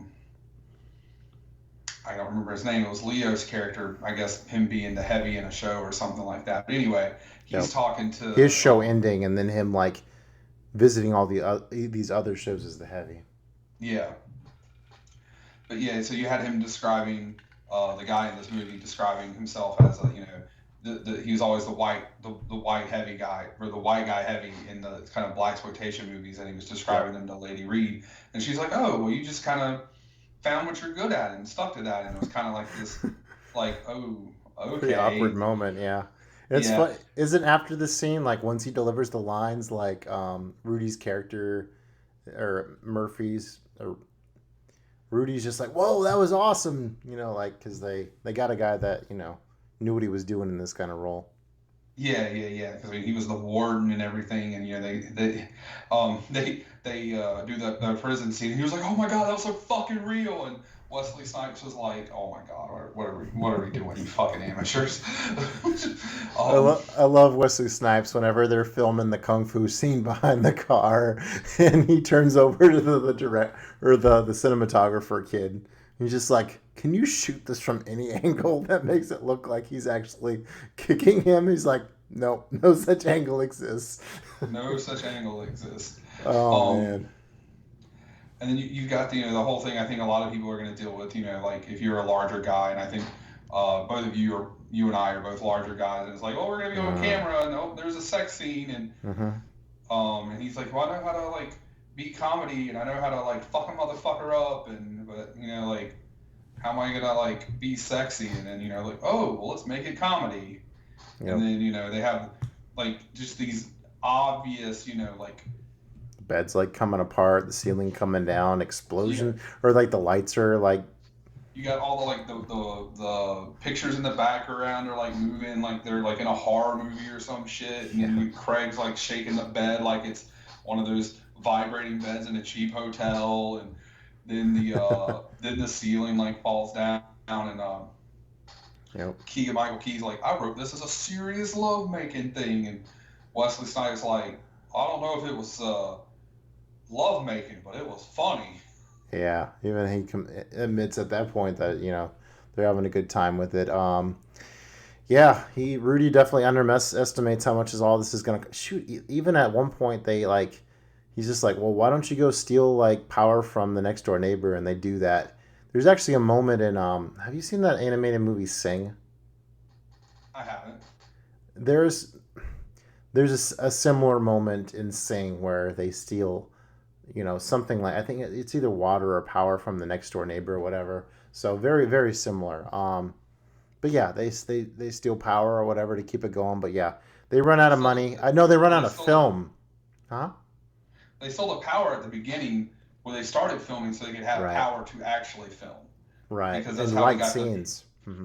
Yeah. That's how we got the building so cheap. Yeah, and then they run out of film, and so yeah, he has to go back to his label again, and they're like, "Yeah, you really owe us this time, but we believe in you." I'm not sure if they exactly believe in him, but they give him the money, and so yeah, they finish off the movie. Wesley Snipes his character is actually in the finale or whatever, and he rips his guts out. That's pretty great, and he has this whole like army of kung fu chicks. So pretty crazy over the top movie. Yeah, the Kung Fu chicks, I believe, were Lady Reed's Kung Fu chicks, and yeah, and that was that last scene was pretty crazy. Like actually, like you were talking about, like Dolemite is like up there for me to watch now because like hell yeah. So. And I think I meant to mention this earlier on, that the fact that him finding distributors is like a running theme throughout this whole thing. So yeah, none of like the studios are willing to like distribute this crazy B blaxploitation movie.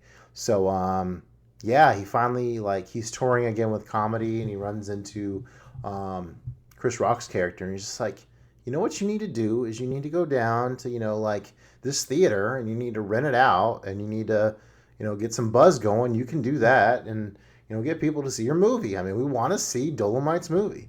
So, that's exactly what he does. And yeah, he sells out his theater. He gets to enjoy it with the crowd just because that's the movie they wanted to see. That's the movie he wanted to see. He was in touch with his crowd.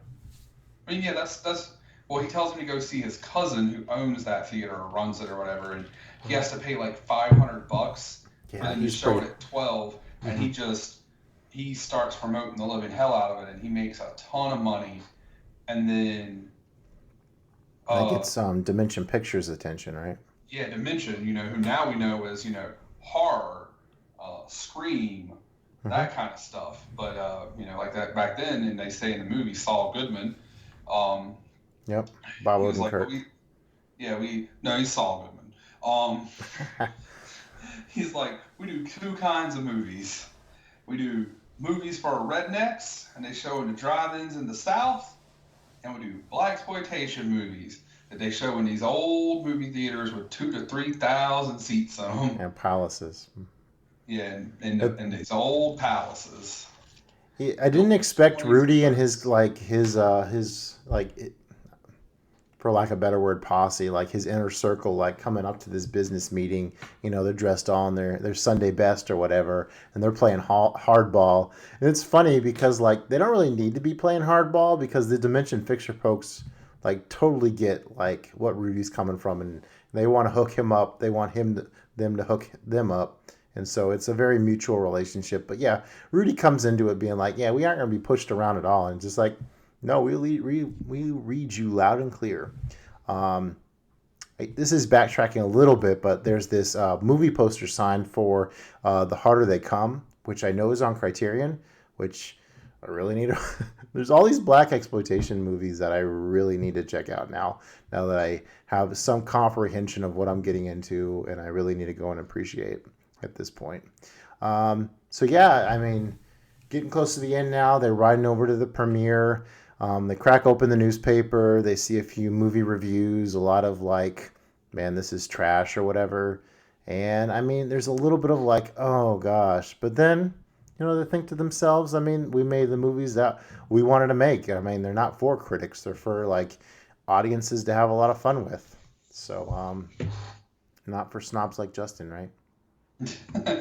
I mean, that's not quite what they said, but, Rudy picked one out and read it, and they're like, why this one? And he's like, because this will be the one that makes people want to see it. The critics don't know everything. Right, because vulgar. Yeah, right. Yeah. Absolutely. Yeah, there's some pretty touching moments here at the end. They stroll up to the theater, and you've got the kid outside, and he wants to talk to Rudy, and he kind of, like, makes an imitation of Rudy's act, and, he's really charmed. He charms the hell out of him, and yeah, instead of going to see his movie with another crowd, he's just like, man, I've always wanted fame, and I'm going to take advantage of it, so I'm going to hang out with my people, and that's kind of how the movie ends. And yeah, they all came to see Dolemite. They may not get to see it till 2 a.m, so I'm gonna give him Dolemite. And, he gave the kid his cane, and he just hung out. Like that's good stuff. And then, at the very end, we get to see some actual clips of the movie, which, again, make me want to finally go and see this crazy flick, Dolemite. And start watching these blaxploitation movies. I think the first one I'll see is I've heard a lot of good stuff about this homage movie to the blaxploitation genre called Black Dynamite that I think was made in, like, the whole circuit of the Grindhouse deal. And then, I mean, we've already talked about the fact that this got totally snubbed for Oscars when, it really deserved to be up in the conversation, especially Eddie Murphy, with at least a Best Picture, not a Best Actor nomination. So, I said, like, the old guard, there's parts of it that kind of felt like direct-to-video. Like, I definitely think Dolemite was, like, not exactly sure why they decided to, do the Netflix route with this, but and I wish I kind of regret not seeing it sooner because, I mean, I probably wouldn't have seen this in theaters, but I'm glad I saw it now, and yeah, it's one of the best movies of last year, 2019. Oh yeah, it's really good. It's like really high on my list for this year. Like my running total of the movies I've seen, it's fantastic. Like not getting any sort of nominations, I feel like is a snub, and I feel like maybe with it being, not being an action movie and not having to have like effects and stuff, so it was just acting in these places and just building sets. Like they probably could get away with, it probably most of their money was spent on the actors. So it's kind of funny because like the movie they're trying to make is like this feel good movie for their people, or for people that want this like crazy kung fu, nudity, vulgar humor or whatever, that audience. And although this movie doesn't exactly deliver that, it's still a really, really good feel-good movie about making movies, and it's done in a very artful way. I mean, it's not like a Parasite, but like I definitely think it's up in like at least my top 10 of last year, and it's not an artsy movie, but it's definitely a film that, it's a feel-good movie about making movies. And, I think it's a lot to be said about that. Yeah, and then they showed that, like, it went on to make, like, $10 million in the box office. When you're like, well, $10 million isn't that much, but it's like, in 1970s, that was still a pretty good chunk of change. And the fact that, he made it on what, $80,000 or something? Yeah, 50, I think the record 50 or 60. label, yeah, he was indebted to, like, was like very pleased with the results. So Yeah, because yeah. so yeah, that's a lot of money made back, and then some. So So as much as I learned from this movie, and as much as I enjoyed this movie, and I really cherished pretty much every beat of this movie. Like I was watching this really late at night, and I think I paused it, and I still had like 40 minutes to go, and I was like, I'll power through it. I'll do it. Yeah, it's easily 5 stars. I mean, there's so much substance, and it's so enjoyable at the same time. I also gave it 5 stars. The rare um, mutual 5 star. Mutual 5 star, and also the rare me giving one of your movies 5 stars and me rating your movie higher than my movie. Oh, there you All go. all the rareness here this evening. Funny things can happen. Funny things can happen. All right, so let's talk about the future a little bit. So, oh my goodness, I can't believe we started season 2 during quarantine, and we've come to the end. There's only one episode, or maybe there's 2 episodes. It's so epic. It needs to be split into 2 parts, right? Yes, it's many epics. Many Yeah, epics. yeah. The last theme is epic, and we're not gonna come here. I think we have 12 plus 12, 13, 14, 15, 16, 17, 8, probably 18 hours worth of movie left to talk about this season. We'll leave you in the dark about what the behemoth that Joey picked.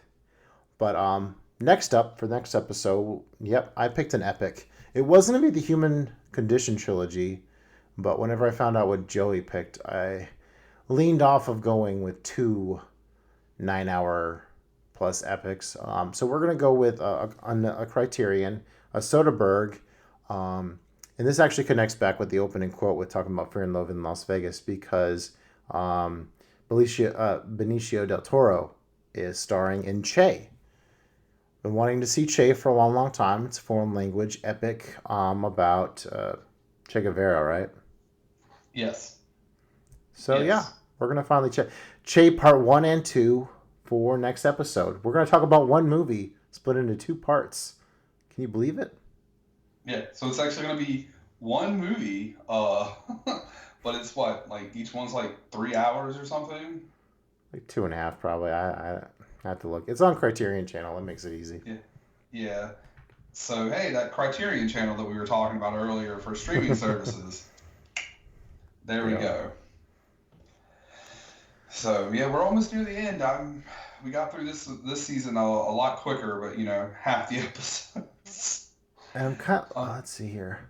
Oh, and then I guess we can talk about next season. So we've planned this like several episodes in advance. So next season, like we like this theme genre that we're going with.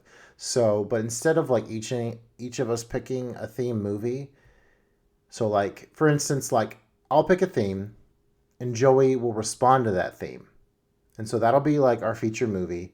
And we also have this like 100 movie behemoth of a no, we have 250 movie random lists.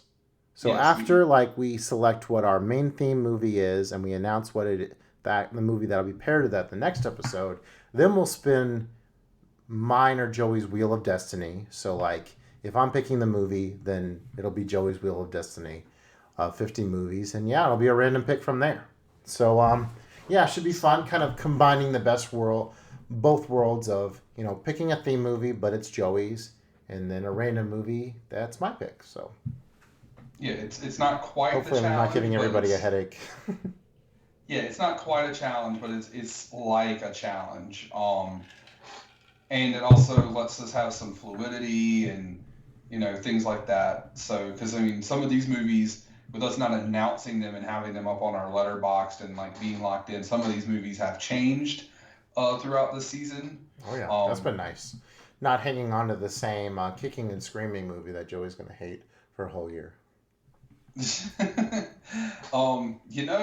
not the one I hated the most. So there's that. And I think, this year also, having, especially by the end now, having 30, 40, 100, how many ever movies it is now, we do have a better understanding of each other's taste a little bit, and this and that. So Sure. a little bit, even though you sometimes still like, this movie will be good for getting into this director, and I'm like, Justin, what have you done to me? Aww. Look how you massacred my boy being myself.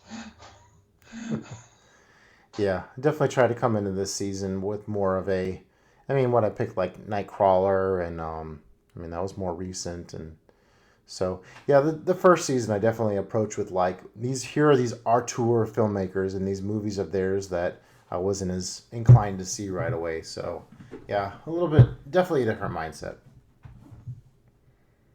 Yeah, so I think we had some good stuff. I'm looking forward to Shay. I like historical stuff, so I think that'll be freaking epic, dude.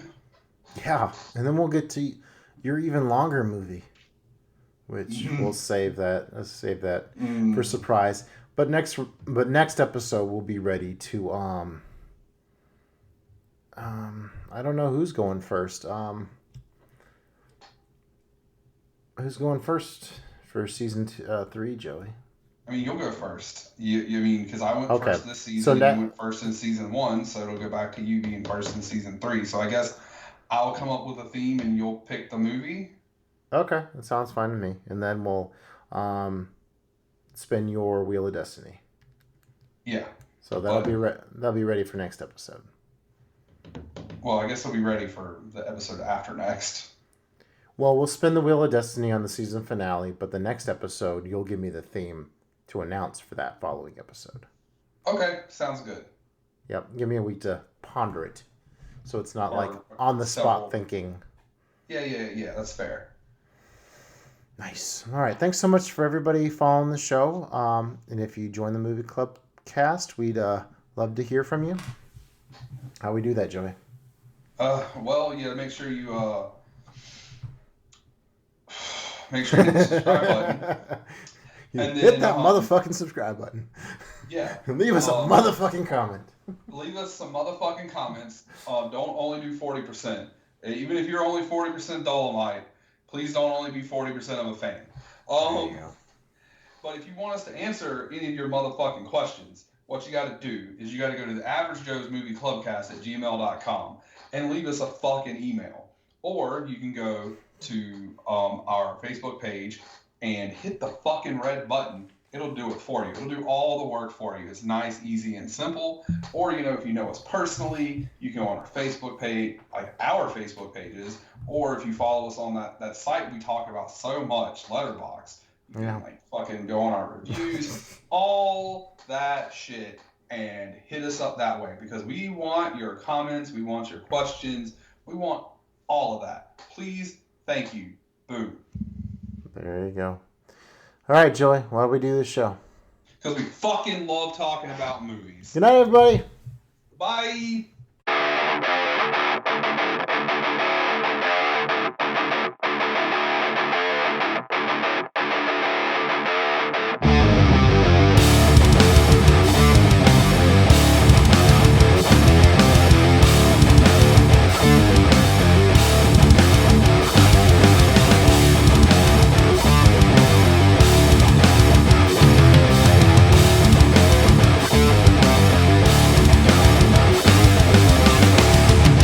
You and I have unfinished business.